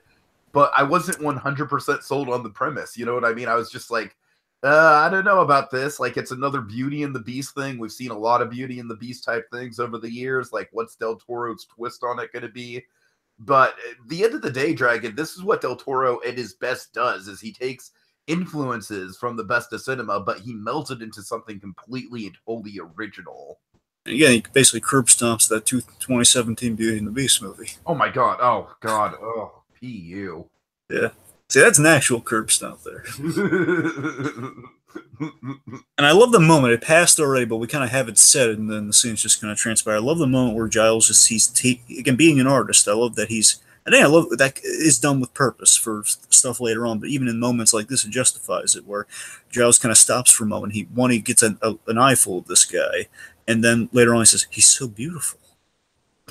Just so taken with, oh my god, it's like, who designed the suit on this guy? It's like he saw it for the first time. It's like how Michael Keaton saw Joker for the first. Sorry, it's like how Michael Caine saw Joker for the first time, and in The Dark Knight, just like it wasn't prompted or anything. Oh god, it's scary. In this case, oh my god, it's so beautiful. Also, I love that we reflect the finger thing with the car. Is that Strickland's vision of the future and what he wants to be is damaged, and again showing that he is. The car also looks a little bit more monstrous here. It's like it has a headlight out. Basically, like the light's on, but nobody's home. In this case, right. So there's a screw loose with this guy. Again, we're seeing it on the car. There's a big trailer bit, by the way, when we ran up to the tank and he's like hit the cattle prod. I'm like, no! So now we're kind of entering the for a bit before the romance starts to come into play. We have the sort of the Harry and the Hendersons. We're going to take this creature and kind of make it home here. And this is kind of like the most slapsticky the movie ever gets. Yeah, well, again, this is a somewhat a yeah. We do have some comedy punctuating this scene, but yeah, you're kind of right. Again, we do have some laughs in this movie, but they're genuine laughs. They're not like like ha ha. Like they're not like oh boy that's hysterical. But we do have genuine humor. Mm-hmm. And with this, by the way, so again, this again all practically just like the eye blink and like a few. If there's like a movement of the gills like on the neck, that's digital. So again, very minimal use of digital. But I mean, like the gills on the head though, like these moving pieces, those are practical. It's just like anything, like certain things, like I guess certain spasms are digital, but the majority of those things are moving on wire though. So what I love about the use of space in this movie is that this bathroom is eventually going to become like the big fantastical set piece of the whole damn movie. You know what I mean? And it's another like you will believe man can fly. You will believe a bathroom could be the centerpiece visually of a movie. Yeah, it's a real tattered bathroom too, by the way. Yeah, that's what I'm saying. And that's kind of what I was speaking to earlier about sort of the dichotomy of of these fantastical settings versus these sort of grimy settings and the beauty that can come within the grime. Yeah. I love how Mr. Fleming, it's like there's a little private story here. Just Mr. Fleming, he looks up to Strickland, but Strickland just can't stand him. And basically Fleming, he screws up big time here. He gets Strickland in trouble by going, basically he thinks he's doing like the, oh boy, I'm going to impress Strickland here by calling the boss. Uh-huh. And now he's just, just ruined Strickland's life essentially. I mean, come on, Strickland deserved it though. And he's got to call him the bat phone. That's not good. The red phone. Anyway. So yeah, and also when we cut back to where we're checking in with the amphibious man, basically the point we're at with his arc is he's now gone from creature because he's not really in the government facility anymore. He goes from creature to animal. I won't say pet, but because again, pet has connotations to it. I mean, he is. We kind of have a joke about being a pet in that scene, but it's primarily he's transitioning from creature to animal, as we have said by Giles. Like he's just an animal, he's a wild animal. You can't really expect anything else from him. And that for this part of the film, he is kind of again. I love kind of like I almost want like an evolution of man chart with the amphibious man. Yeah, I can see that. Like the 5 stages of the amphibious man, because again, it really holds up. A little note of the wallpaper here. You'll notice the wallpaper looks like fish scales. Yes. Nice little touch. And yeah, I like the logic here. Okay, well, when the canal fills up with rain, again, hearkening back to that little story that, again, just even said has a lot of dramatic weight to it, that she was found, if not by this canal, she was found by the river. So she was found somewhere along this area, presumably. She was found... she was found by the water in a location probably like the canals that are filling up. Mm-hmm. So again, this little image here of the whole me, you, and again, he's not a pet, but he is an animal. And again, this is kind of how they interact in the first place. Him essentially in a fishbowl. Yeah, the bathroom is definitely the fishbowl. That's a good way to put it. Yeah. Okay, this card is adorable. It is. It really is. This scene is just so heartwarming, and I'd say this scene, we're in the friendship phase. You know what I mean? Yeah. But the friendship is growing. It's growing stronger. Yeah, and in the early stage of the friendship, well, I mean, here it's kind of going from man's best friend type friendship to like again they built up a friendship, and now we're kind of it's like a weird backpedaling of a transition here because we're going from they're actually I don't mean that in a bad way. I mean we're going from friendship to kind of man's best friend to in kind of a pet sense. And then we go to, again, just like kind of a friendship going to the next step with romance. Mm-hmm. It's interesting. It's just it's a little unconventional. It's cool. Yeah, and I like how right off it's not like an instant like, oh, I'm sexually attracted to the sea creature man. It's it's a very gradual transition. Yeah. Also, I love this. I love it's like right under his nose. The culprits are right there, and again, it's like the perfect calm in a way of like no one would suspect the help. Right, So right. here's the scene. Here's one of the scenes that could have won Jenkins the Oscar, the Oscar for supporting. Right here, this whole scene about being a relic, and it's. I love that we make these guys friends. I really do. I love how they also have a friendship that is in this film. I respect the heck out of this movie for showing that friendship.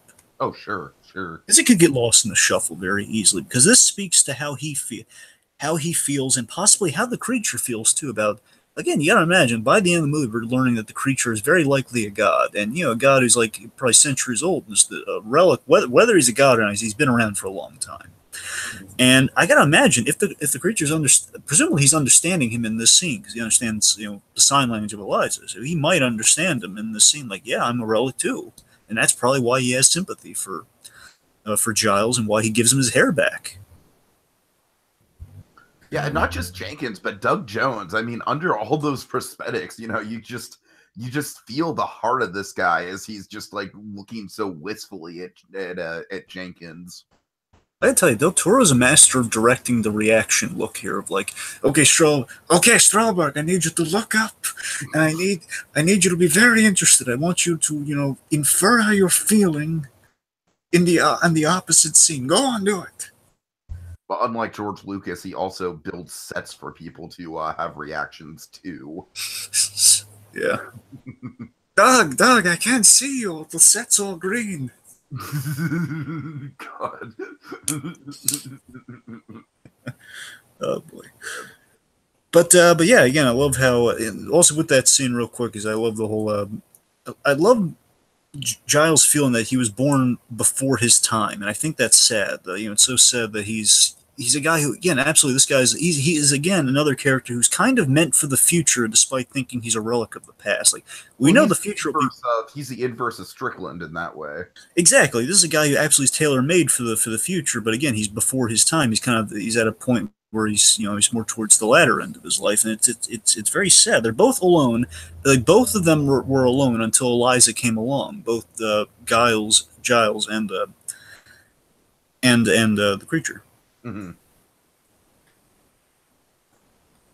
Again, the time card really saved their bacon on this, and I love this. That, again, these two have kind of like a secret scene together where, yeah, he tried to make a move on her, and I love that she's really standing up to him, saying, "Hey, you don't know it was me," because he's tearing them down right here, really unnecessarily, saying, "Hey, you're cleaners, you don't know anything, you're hard," you're basically he's expressing his manliness and his power over her by saying, "You guys mean nothing in this world. You're the cleaners, and you're women cleaners," and before they leave, she kind of gets to tell him off in sign language here.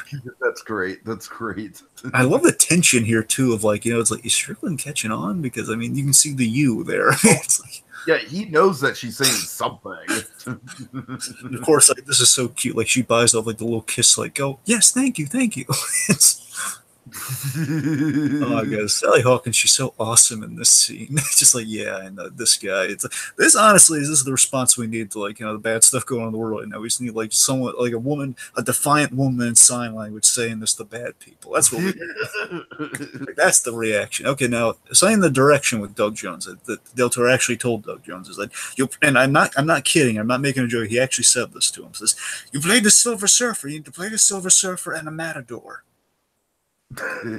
Because he told him to play, because again, essentially the god thing was derivative of the Silver Surfer. Okay, I could see that. In the posing, particularly at the end of the movie and when he's in the movie theater, you'll notice he looks like a matador. He has the confidence and kind of all like the very precise movements of a matador in a bullfighting arena. Gotcha. So that's the mixture. He has the looks of the Silver Surfer examining the world. And here's like kind of the most kind of Abe Sapien he gets in the movie here, where he's kind of crawling around a little bit. Uh-huh. I like that that's about it. I like that, again, he's kind of learning as Eliza has learned in the movie through the black and white TV. And again, here's where the raw protein thing comes into play. Oh, boy. And again, it's not horrific for horror's sake. And what they do here is so smart with it, where it could just be an easy, okay, it's just something horrific. And you think you know how this scene's going to go, right? You think it's going to go, okay, there's a misunderstanding. It's like the scene we've seen 100 times in the monster movies. Frankenstein's not that bad, but he accidentally killed that girl. Where in this case, that's exactly where I thought it was going to go too. And again, wonderfully, we see again And this could also go another way. If perhaps the press you could always write off of if I was really worried for Giles in this scene. I was super terrified for Richard Jenkins because I thought the way we would go with it was perhaps Eliza would have to cover up his death in saying like, "Oh, he was very depressed." Like, "Oh my God, I was very regardless." I was afraid. Ooh, that would have been dark.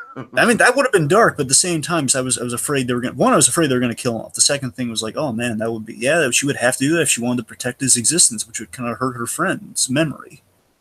Regardless, I'm so the reason it's such a smart move is that when we check in with Giles momentarily, Giles isn't mad. Oh, he's forgiven him. He's like, I've just been staying awake, trying to stay awake, so I'm not mad at him. I'm fine. Just go find him, Eliza, before someone finds him. Right. Such a good man. And also Dr. Hofstadter, he also is a good man. I love that we kind of establish, yes, he's a Russian, but at the same, again, Zelda in the earlier scene was kind of like fitting into the paranoia of the time. Still like, oh, those Russians, you have no idea what's going on. And, it's a little bit of redemption for kind of a Russian figure in Dimitri there. You're a good man, Dr. Hofstadter.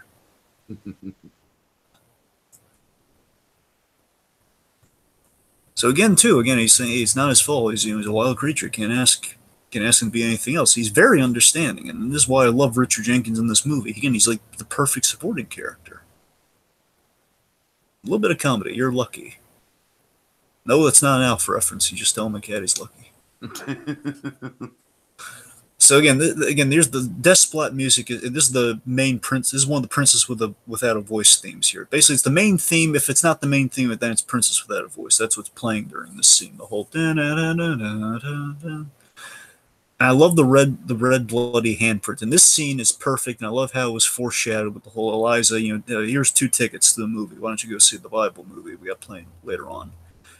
And just her in the movie with.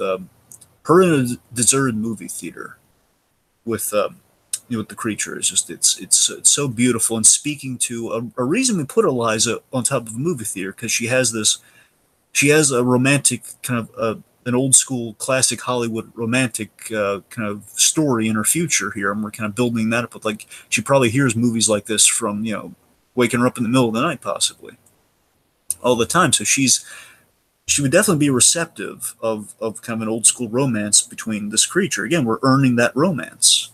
I would say this is the moment where it kind of transitions into the romance dragon, the movie theater moment. You're right. The movie theater, kind of like their first date. Essentially, the movie theater onward. Now, here's what I would call in the transition to. You're right. That is the first date. I would call it, we go from animal to man. Because later on we have, and I say man for a very specific reason, because again, something that can be right off as a joke actually, again, has some substance in that, he is proven to be a man.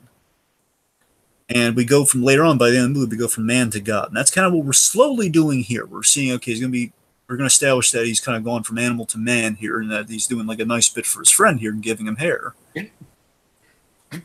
And again, there's that amazing bioluminescent technique. Again, folks, not digital, not LEDs. That's all really impressive. It's like how in the original Superman movie, there was an in-camera effect that would make the Marlon Brando's costume glow. It's not an effect. It's a material that when you light it, it's like the lightsaber effect. You coat them in like mylar or something, and you light it in a certain way, and it'll glow like pure white. So it's kind of what they did here. And again, this is a fun kind of giving Dimitri, again, Strelberg is awesome here, where he's just kind of owning the scene by saying, protocol, they're Dr. Hofstadter. Protocol, right? Yeah. And again, I love, I'm reading into this, but I love the fact that the symbol here of like, okay, Hofstadter's our guy in this scene, is he has a glass of water, again, with the water theme. Mm-hmm. Oh, yeah. Yeah. Of course, this candy, we're going to get into this candy later. This candy has an amazing kind of plot relevance. Dragon, again, everything down from the fingers to the car to the candy has an arc when it comes to Strickland. Oh, yeah. So yeah, if just to give, I think Tiki hit it right on the money, but just to specify it. So yeah, basically the movie theater date, that kind of goes us. That's like friends going out on the first date, and this is the scene where, again, this is where the relationship is kind of consummated. This is where the relationship is really, basically, this is where we can visually see love here, I guess. Mm-hmm. like the beginnings of romance is the movie theater, and this is kind of the exploration of love between these two. Again, it kind of starts from a place of innocence of kind of exploring each other's bodies with like the glowing effect versus, again, like a big thing, the scars, which will have a huge significance by the end of the movie in a really poetic, beautiful way. And this is the big scene that everyone was talking about, Dragon. This is the make or break scene for the movie, Tiki. This is the scene absolutely. where if you don't buy in, if you again, it's like the Superman thing. If you don't buy into the romance, you're not going to buy into a man flying. In this case, you don't buy into the friendship and the connection. You don't buy into the romance. Uh-huh. And again, here I love this big dramatic moment of: am I going to give in? Am I just going to fulfill my routine, or am I going to kind of take that bold leap into a relationship with this fish man? And as I said, Dragon, I think it's such a smart choice for Del Toro to build to this. You know what I mean? We don't get this right off the bat. We have to build to it. We have to earn it. It's such a good idea to just not have it be like, okay, I'm in love with this creature from the get-go. We have to, we have to really establish everything about what connects these two. And again, it's what we're doing here. And again, he transitions from kind of animal to man in this scene, and the follow up to this. I'm sorry. Oh, I just said definitely, yeah. Yeah, and we transitioned from the whole. We transitioned to the man thing when the scene following this, where we explain what kind of went on in this scene. Again, a lot that we don't see, we kind of have like explained in that a was line a that smart choice. It was, and okay, I'm going to piggyback on that because it directly follows this scene. But this scene's really important in that this is where the movie gets its title from. This scene right here is where we see the shape of water. So the shape of water, as it's also kind of explained at the very end of this film, it's as we see here, it's formless. It's kind of formless love until it is discovered, and it can constantly be reshaped in different definitions of love. So that's where the shape of water, like you have a droplet of water, and like we're seeing on the window on the window here, and it can form in various different ways. Now, I had two reads on this scene, and both I think are valid. But again, the first and foremost, it's like okay, the bus is traveling. This is like an artistic extrapolation of the water merging and melding romantically. Mm. And you can read it that way. That's how it's intended to be read. Another way is if you look into the pseudoscience of this movie, for what happens to Eliza at the very end of this movie to happen, you could read from a pseudoscientific point of view that her contact with essentially a river god, her contact with this river god or like whatever this creature is, the intimacy that she has with him probably kind of gets her to having that ability by the end of the film. And she's kind of moving that water. It's a question, is she moving the water or is it an artistic thing? Like, is she developing the abilities with each interaction? I like the ambiguity there. So either way, I think it's valid in both ways. So here's the scene I'm talking about. This again, it could be a cheap joke, but it's not a cheap joke because again, this is where we demonstrate, okay, he is a man, like in like the Greek artworks, and that he does have a phallus, if you will. And again, I like that. Again, I love how it was for all the people knowing. It's like, okay, well, how? And again, we do the thing where we reveal like the basically it's like the clamshell effect. Right. But and again, like the whole we saw the scaling pattern, and you see, okay, you just presume, okay, just so anyway. Oh boy. Well, again, folks, it's done smartly, so we're gonna give it. Oh, it is, but it's not done without a laugh. Yeah, without again, there's a hearty laugh in there too. It's just again, it's like it's an earned laugh. It's not like a laugh for just like, hey, we need to establish the ridiculousness of this. It's doing it with intelligence. Uh-huh. But here too, I always love this thing in old movies and period pieces, especially where we see that, and they did like a hilarious version, like a gag on this on Seinfeld, where there was always an obsession. I know Jerry Lewis particularly. There's always an obsession with getting the perfect crease in pants. So what you do is off stage, you don't wear pants while you're ironing the pants. You're letting them hang straight. It's an old Hollywood thing. That's why he's like like in his boxers during this scene. And again, I love the pleasantries of the cake. And Tiki, again, as I said earlier, this is where I argue the whole we're showing levity with the Russians versus like the harshness. You're not wrong. And that's got to be the point, because the only time we don't see levity with these guys is the big Strickland moment towards at the end. And again, there is like some underlying tension there, and I wonder this, because we know the Russians turn on them, and I wonder if this Lenin thing has to tip them off, and I wonder if that's like, hey, you mentioned Lenin, and in mentioning Lenin, that's like showing an American kind of a sympathy to the American side. Therefore, we have all the confirmation we need that you did do what you said. So I got to wonder how much. These are very paranoid times. There's always a question of, are they reading too much into it, or did they know from intelligence off screen? It was always like, hey, who's gonna pull the trigger first? Mm-hmm. And again, like that tension exemplified the whole he's holding a knife behind his back, expecting something bad to happen. He wanted milk. Sorry, just that one Russian with the cake.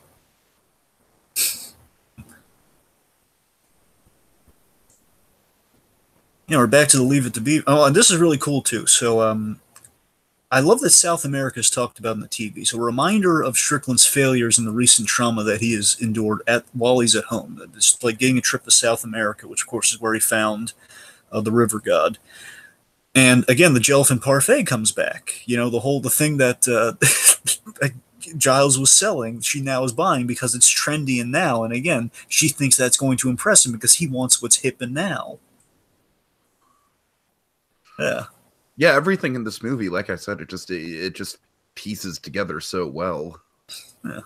And okay, so here's the thing. Oh, here's the creepy finger thing we got to talk about here. So again, in showing that he's becoming more monstrous, we're seeing a visual sign of not only is like the removal fingers and like the bandage, it's like the fact that they're turning black, and a way you could perceive this. And again, essentially they're going gangrene. What that means is, he said the fingers will either take or they won't, because in the attachment, the surgery, and they're rejecting them.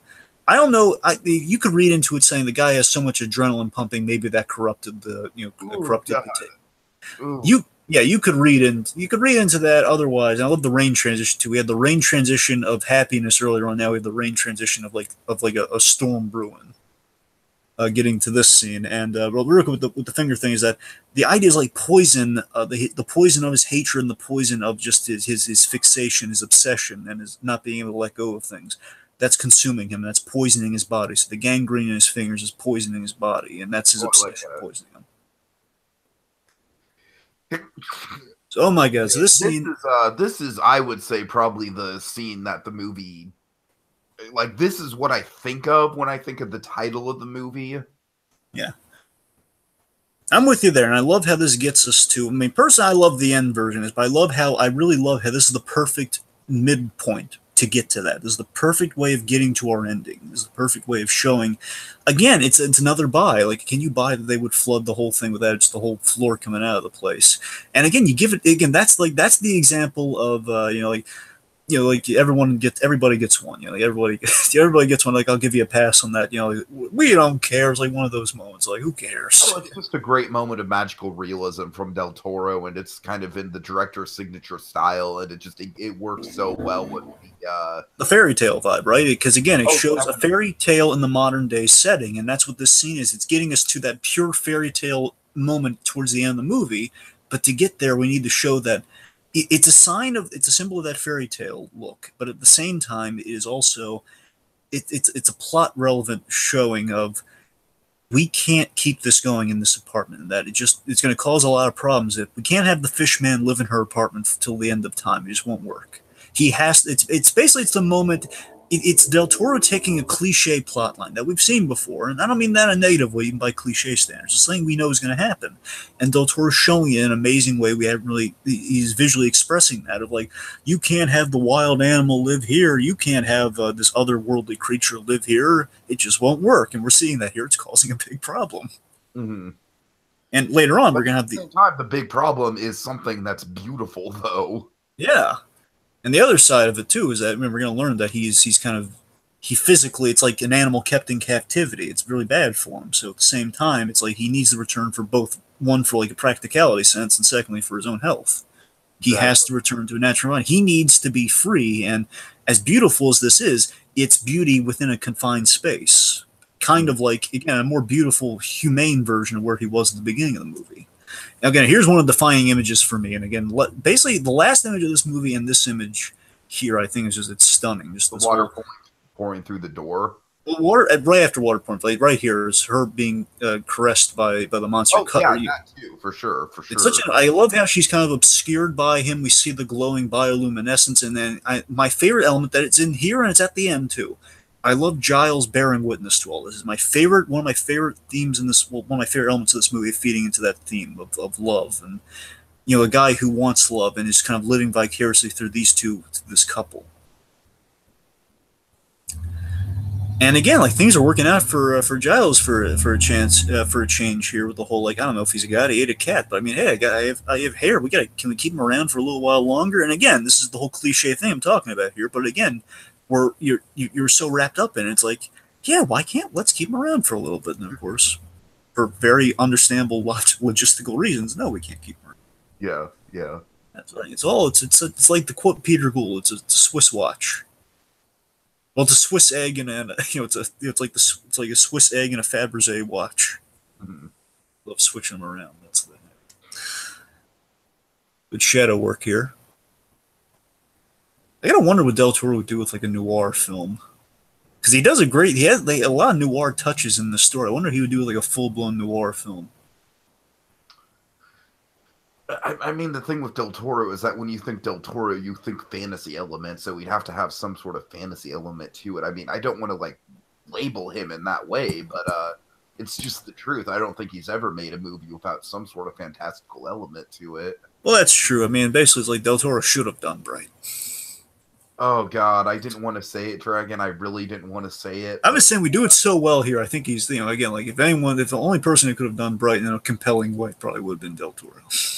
And make it a period piece too. Yes, like a 40s period piece. Imagine that.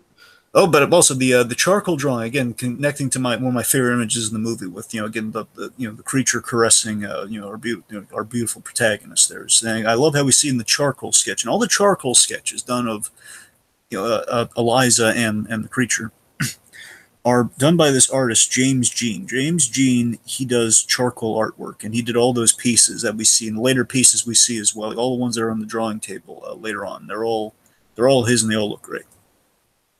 Cool. Yeah. I don't know if he's a street artist or not, but he's like he's like an independent artist of some variety.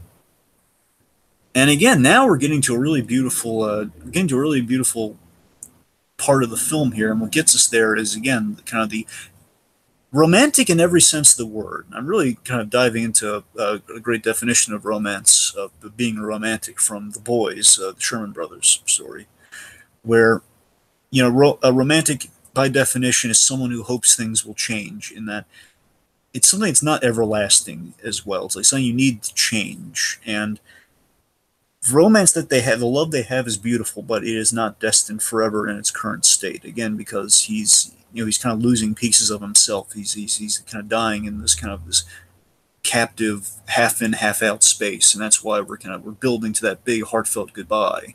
But before we get there, of course, we have this kind of Strickland Strickland not doing so well. Not so much. Yeah, Strickland here, he's essentially again Strickland is kind of he's boxed himself, and this is why Del Toro again the opposite of Del Toro is Strickland. Again, a guy who's trying to be perfect. He's trying to be perfect, and he brags about like a man washes his hands before or after doing business, not twice. That speaks of what kind of man that is. And here, a guy who holds himself to these ridiculous standards, held by a boss who is also holding him to these ridiculous standards, and is like destined for panic and failure. And that's what he finds himself in. He's boxed himself into a corner of being a perfectionist. And we see him in this bathroom scene where he's just like he's hoping for some understanding and respect from the boss. Heck no. And he's just yelling at himself in a mirror. So again, he's Michael Shannon does very well in his movies. And one of my favorite, if you want a lighter version of kind of a Strickland-esque character. Well, I shouldn't say that. He's not a perfectionist like Strickland. He's another psychotic Michael Shannon character. Premium Rush, Detective Monday from Premium Rush is an excellent villain. I've heard good things about him. He's really good in that movie, Tiki. He's fun and he's terrifying all at the same time. He's perfect. So I mean, if you want to more again, Michael Shannon knows how to play a bad guy, and he's also played Gordon Levitt, by the way. I'm sorry. Oh, I'm just a random observation. Whatever happened to Joseph Gordon-Levitt? Well, he did that Christmas movie last I saw. Which Christmas movie? Night Before, the one with Seth Rogen and Anthony Mackie, whichever. He was in that? Oh, okay. Whatever that was called. I think it was the Night Before. Yeah, it was the Night Before. I never saw it. All right. Michael Shannon was in that too. Oh, really? Yeah, he's the drug dealer. Nice, He's the nice. hippie drug dealer. Yeah. Yeah. But it is a little side note. I love the old timey soap dispensers. Just a little fun fact there. Yeah, you Oh, love soap dispensers. And again, you got to remember, he's the reason he's taking all these pills, and again, it also kind of fits into the candy motif. The guy taking all this candy, and he's taking all these pills because, again, it's because of the gangrene setting, and it's really, you got to imagine, again, the poison is kind of is dipping into his body, which is very unhealthy and very, again, he's becoming a nastier, more monstrous guy. It's spreading to him, making him more crazy and reckless. sure, sure. And also, again, like all the effects here, real quick, is we're going to be out of the apartment soon in the movie, but you'll notice the idea with the floorboards is that gives us a caustic light from down below when the movie's playing. Again, like the very opening sequence of this movie, how her apartment was kind of shown underwater. We're showing that even when it's not underwater in a dream capacity, it is underwater. With the floorboards look like they're water damaged, like they're water stained, and you have the scales on the fish pattern the fish pattern wallpaper, and again, she's in aquatic colors. And I meant to mention this earlier on because this is a beautiful scene. We're going to dive into it very momentarily, but she was wearing red as she's going to wear in the last scene of this movie, and she's going to be wearing red shoes. And she was looking at red shoes at the very top of the movie, and I love that the minute she consummated her relationship, the minute she did something for herself, she bought those red shoes. Like, I'm feeling good about life. I'm gonna buy those red shoes. It's nice. Right, right. So here we go. Oh my god. So again, if the earlier scene doesn't shouldn't have earned it for Sally Hawkins, this scene does. Yeah, I mean, I remember sitting in the theater just being like, this is so different and so audacious, but I love it. And Essentially, she says 8 words on the whole movie twice. She has 8 words twice, and then the rest of it just kind of goes in her mouthing along with the song. But my God, it's so well acted. She's saying goodbye. Essentially, she's having trouble saying goodbye because she truly loves this man, and she can't express it in a way that matters because you assume that he hears her, but he might not because he's eating the eggs, and they're spending time together, and they want to spend a lifetime together, but they just practicality. She has to send him home like today because he's not right. doing well. And again, this scene is stunning and unconventional, and it's bizarre. It's bizarrely I love beautiful. how it's a movie with this scene in it won Best Picture, Dragon. Yes, and what's great about this too, and Del Toro jokes about this, that he brought in an actual orchestra here, and the orchestra, um, like they were, I believe, like Canadian locals. He brought in like a nice orchestra, and like these guys just coming in blind to a job, and he just imagines like he imagined that this is his own words. He imagines that they're coming in and they're seeing a woman in a sequence dress dancing with a fish man, while a Mexican director off to the side he says, "Yes, yes." He's while you get the guy on the side just loving it, like more, more, yes.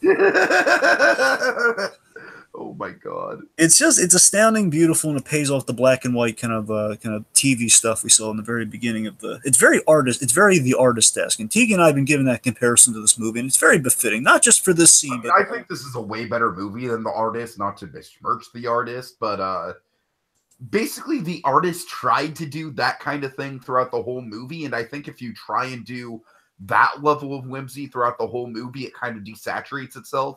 What I love about this movie is that the moments of whimsy hit right when they need to.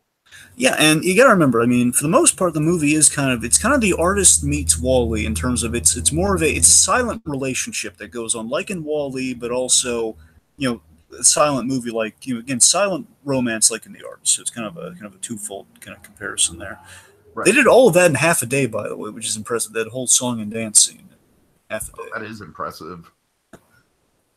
And again, we're seeing kind of like almost like a Caesar, not from Planet of the Apes, like a Caesar from Hey Arnold kind of situation here, where we have our creature kind of outside of its natural environment, not doing so well, like a Caesar or like the turtle. Oh god, the Lockjaw. Lockjaw, yes, Lockjaw, and a little bit of Caesar, mostly Lockjaw, yeah. Yeah, yeah. So again, it's again, just what prompted that goodbye scene is again they spent in a fantasy, they spent a lifetime together that they won't be able to spend together, and it's expressed so beautifully for someone who has an inability to express the love that she feels in a way that she feels matters. So again, it's like the life they can imagine together. And again, they both were united through music and dancing. So that is what kind of defines their relationship. That's where their friendship was built on, like her playing Benny Goodman for him and dancing while he watched her dance. Exactly. And again, here we're kind of addressing, oh man, those fingers are starting to stink. Again, the poison, literally the poison of his job is what the loss of his fingers. He lost his fingers on the job is what's turning him into a monster all this time. All of his monstrous acts were in the name of, this really kind of terrifying portrait of 1962. Uh-huh. Which again, as much as we always applied romance, like especially in Back to the Future and such, we applied romance to the older decades, like the 50s and such. But again, particularly in the early 60s, bad stuff was happening in the world. With this paranoia and with the racism, the bigotry. So we're seeing that all epitomized. Look at the culture of U.S. history. The '60s was the turning point where it went from that kind of like, the optimistic white picket fence, American dream to '60s onward. It was something different. Dragon '60s onward, we kind of saw a transformation. I think, of course, the Kennedy assassination, which correct me if I'm wrong, Dragon. I believe this movie takes place right before the Kennedy assassination. I think you're right. I think you're right. So the Kennedy assassination, of course, being the turning point. So I like how this movie kind of feels like it's a culture that's ready to explode. You know what I mean? It's like it's filled with this 1950s ideology, but there's this underlying tension right at the heart of it. Yeah, he is a monster of his times. That's the thing. That's the button you want to hit with Strickland. That he is a monster, but of his time. Right. And he's frustrated with that, and that's what's just making him a more frightening monster. Mm-hmm. So this is like the noir thing I'm talking about, Del Toro. This is like such a gruesome noir thing. And again, it's gruesome to show that he's becoming more monstrous. That's why we're doing this so gruesomely and unforgivingly. Again, you imagine, why is it so dark? And again, it's dark for the reason. Because what he does here, and again, in showing the conflict of Strickland, that the symbol of the future versus the symbol of the hope of a guy striving for the future versus an ancient creature, brings him to a point where he is, and this is the actual term for it, fish hooking another man. And again, fish hooking, again, it's gruesome like this, but again, for the purpose of showing he's literally going fishing. He's going fishing for his adversaries, like Ahab and the whale, man. Oh yeah. Essentially what he is, he's going, and going after him, he's willing to do these horrible things. And here we get the candy thing. So the candy idea is quite horrifying in that he's a guy trying to be the future, but at the same time, the candy is a symbol of him having a preference for the classic American ideas, and he's perverting the classic American ideas. In that, we came from a simpler time, like none of this foo-foo chocolate, like nougat enriched stuff, just like cheap American labor. And again, like basically viewing America as like as a great place, but again, not moving forward, not seeing progress, not seeing where improvements could be made, which is a dangerous thing in a world where again he's a guy in constant conflict with himself of, hey, I want to move forward, but I still want to treat people like we've always treated them, which is unhealthy. Just wants to bite right into it. No Tootsie Pop commercial for this guy. And again, that hard candy comparison to torture is also it's very Premium Rush-esque. That's the thing that reminds me of Premium Rush most with him in this movie, is that just like taking these little, it's somewhat comedic. Like he's had like a few comedic moments in this movie. Very few with the candy and with the ring bit. It went by really fast. I don't know if I was there for it or not. Remember when he gets his ring back from Eliza? He makes this little noise like, oh. It's like this cute little, it's just adorable. It's like the only charming moment this guy has. And again, he's taking candy and like saying, "I like this candy." And then he just says, "Yeah, I'm going to enjoy torturing you to death." I could either crunch, or I could just like make it last a long time. Because you're gonna die either way, because you're dying from a gunshot wound. Which at that time, you imagine. The gut, and again, Tiki, that's even important when you think about it. I could be reaching for this one, but think about it. We established that the gut shot in this era is a death sentence. Then, nowadays, I think we could save someone with a gut shot. Well, but, according to Gotham, a gut shot wound is like nothing. Well, yeah, exactly. You know, again, there's always the artistic liberty, regardless. But in this shot, we're showing that the gut shot is lethal, whether in actuality or not. The point is, the gut shot is absolutely lethal in this film. And later on, again, one of our main characters is wounded by a gut shot and presumably dies in a scene. So again, it's a foreshadow for that moment. Right. Okay, so here's probably, and there's a lot of contenders here. I think this is probably the most monstrous and scary and the most terrifying for me personally that Strickland gets. Oh yeah. Oh yeah. There's one quoting the Bible to her, again, using her name, and I love that it's such a Michael Shannon-ism when he just says, "Sit down!" Just yelling at people. This huge Frankenstein of a guy walking in the room, just yelling at the husband, "Sit down!" And yeah, we've built up Brewster as a weak, figure, a weak representation of men in the movie. And he was glamorous. And again, this whole, like, I'm offering you. He is kind of like how we've always joked about Romero. Romero has a god complex, and the whole religious parable he's making in this speech is him, again, doubting the godhood of our actual god in the movie and building himself up as a god, like saying, "I will bring down everything around you." And oh my God, it's him breaking off his fingers. And Octavia Spencer in this scene, my heart goes out to her. Look how you can see the terror on this woman's face. She's good in everything, that Octavia Spencer. She's never underperformed. Oh yeah. Even in bad movies, like she's been in some bad movies, but she's committed though. I'll tell you that. Like there's a really bad movie she was in, but she committed. Just throwing the fingers at the TV too, and again, you see the gang. It's less. I love how that's just like it's a symbol of Michael Shannon. Just he's embracing the fact that he's a monster at that point. You know what I mean? He's just like, fuck it. I've been walking around with this illusion that I'm a whole person the whole movie. Yes. And now I'm gonna break free and just say like, all right, now this is the real me. And the real me he's gonna use that to intimidate her even further.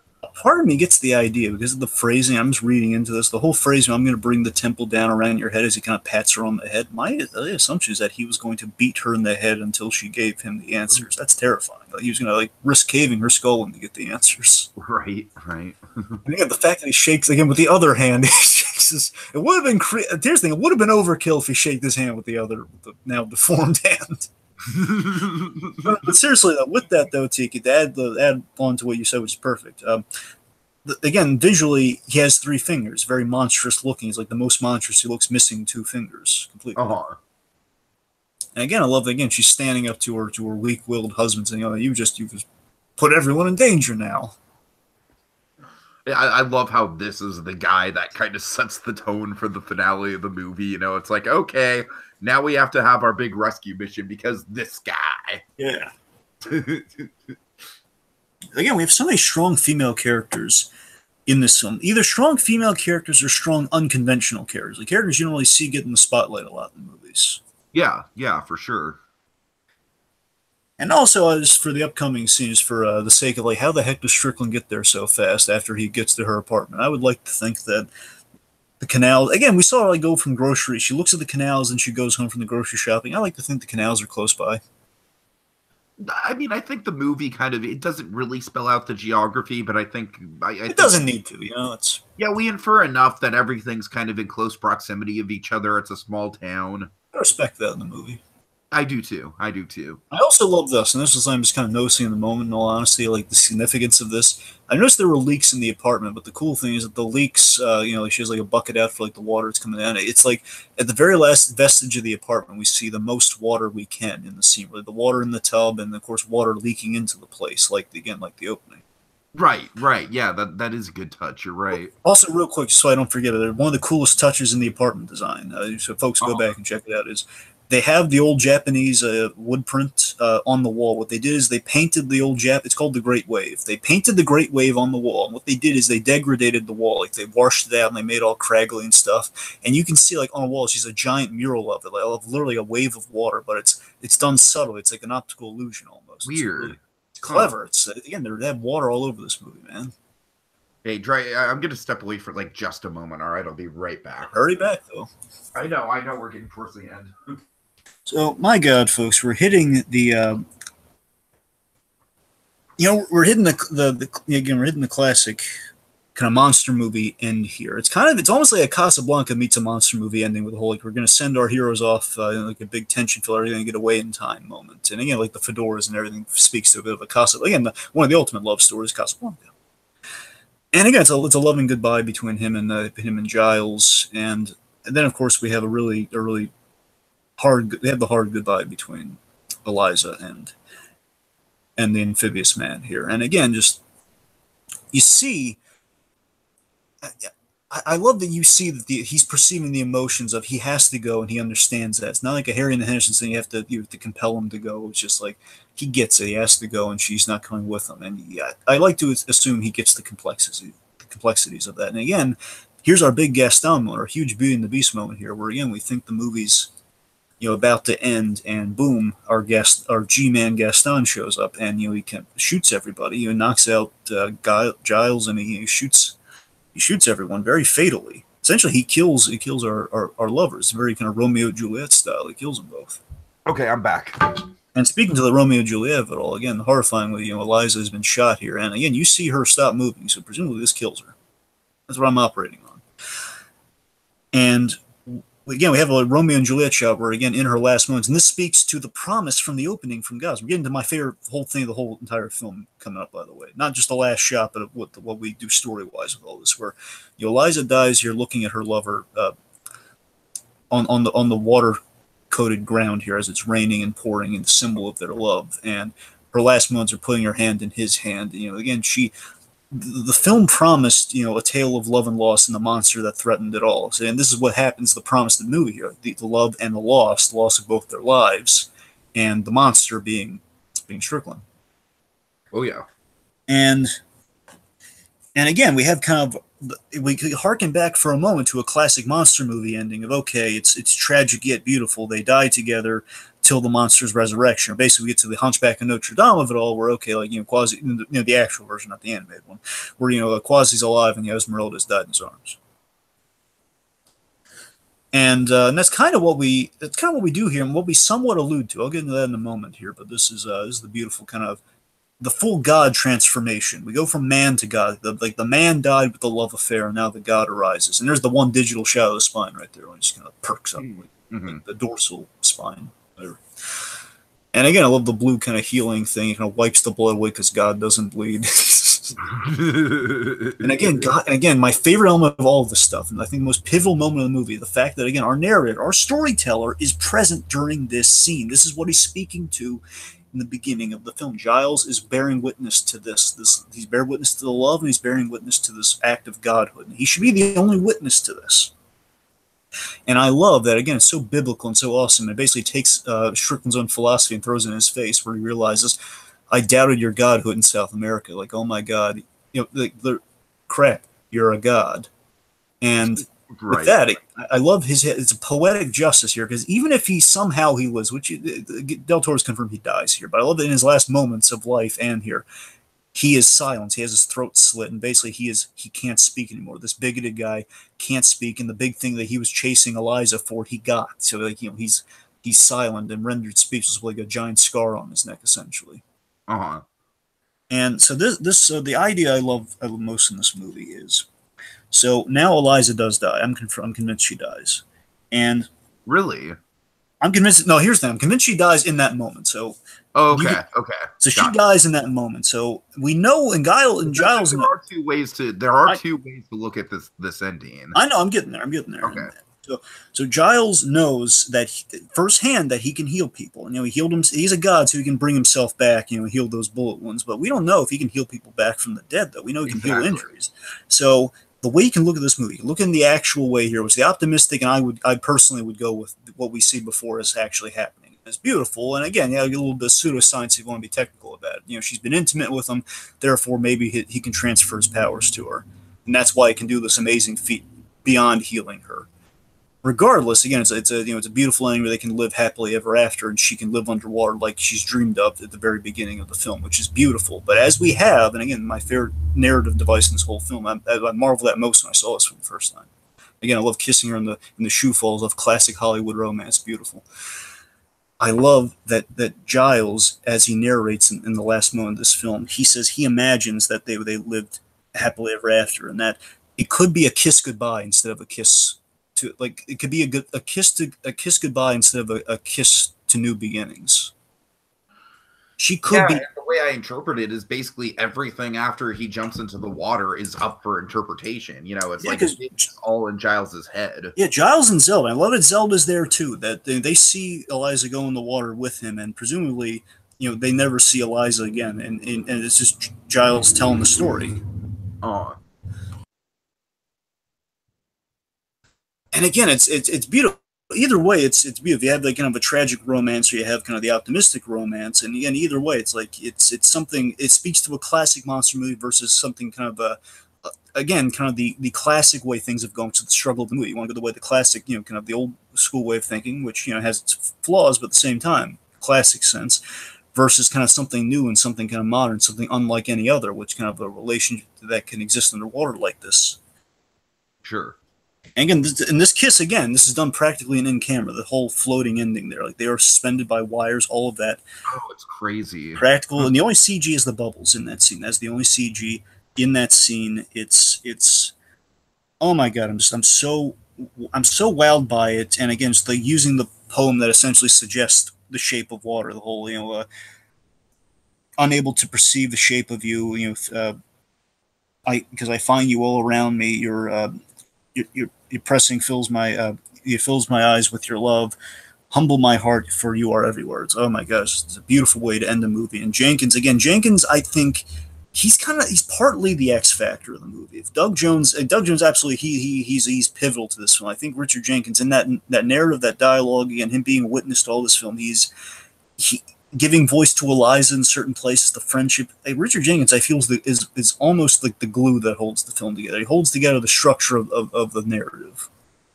Oh, I would definitely agree with that. Yeah, I mean, he's the most down to earth character in the movie too. All the other characters, to a certain extent, are kind of like over the top, with the exception of maybe Zelda. Zelda's a pretty normal character, but I don't mean over the top in a bad way. I mean, just, they've all got like these extreme characterizations to them.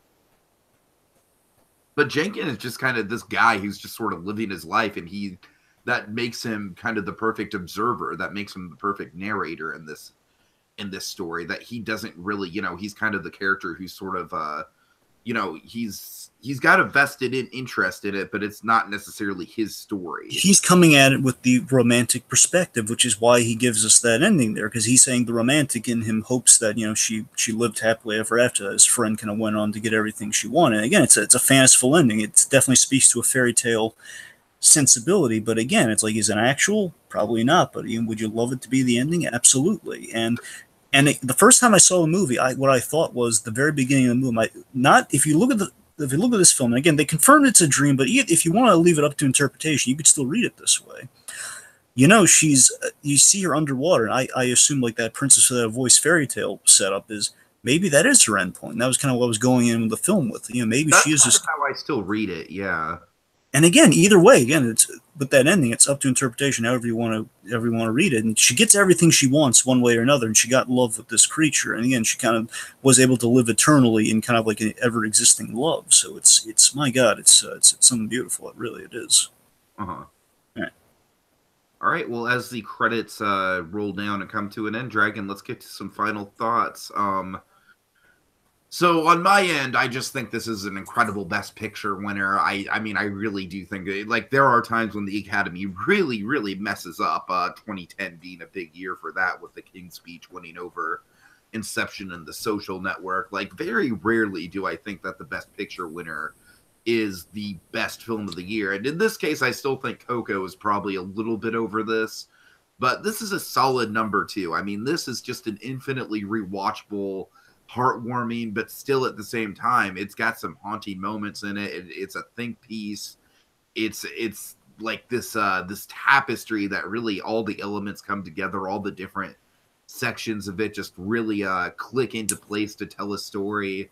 And I really think this is going to become a modern classic, Dragon. I think in the same vein as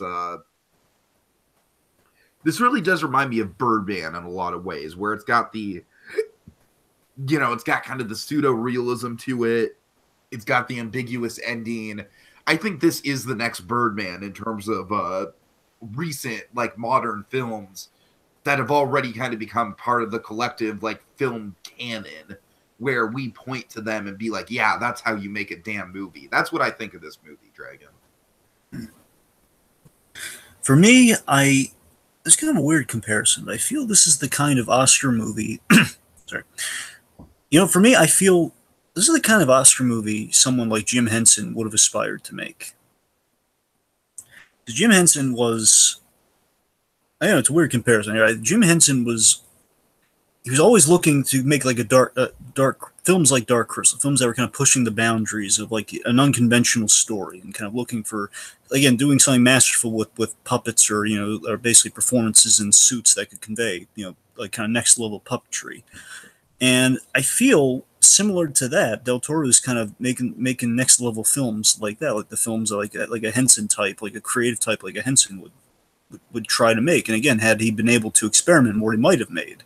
It's an unconventional love story that's so genuine in a cynical time. Not just back then, but even by today's standards. Like today, you'd imagine, again, marketing wise, this film was marketed very sparingly because there's a lot of, had Del Toro's name not been kind of put into this movie, a lot of people might have written it off like, okay, it's an artsy film, or even if people just kind of wrote it off from like, okay, it's kind of an artistic an artistic film, probably like a foreign film of some kind, where in actuality it's not. But again, people might write it off that way. Where you see, it's a genuine, beautiful love story in the cynical times of today, where we write off like genuine sentiment. Where this film it earns everything. This film is, to put it simply, this is everything I want in an Oscar movie. It really is. And a film that wins an Oscar, I want something that's artistically kind of pushing the bounds. It looks beautiful. It's acted very well. It's got great characters. It's well written. Again, this is, for all intents and purposes, this is a perfect film. And I would absolutely agree with people who've said this. It is Del Toro, and Del Toro himself has even said this. I think it's his masterpiece. Yeah. It's like a Pixar film. When I watch like a Pixar film or a making of a Pixar film, it's like filmmaking 101. That's the experience I get watching this every time. It's like, oh my god, this is how you do. This is basically paint by numbers in the best of ways. I mean, it's like a manual for how you make an Oscar movie. You do Shape of Water. So I can't say enough nice things about this film. It was an experience seeing it. I'm so glad I was able to see it. And again, that first watch, honestly, that first watch would have been enough for my lifetime because it was that impactful for me. But rewatching, I'm so glad to be rewatching. It's a shame Del Toro didn't do a commentary, didn't do features on it, but hey, we did the next best thing. So there you go. All right, thanks so much for watching, folks, and catch you later. Shape.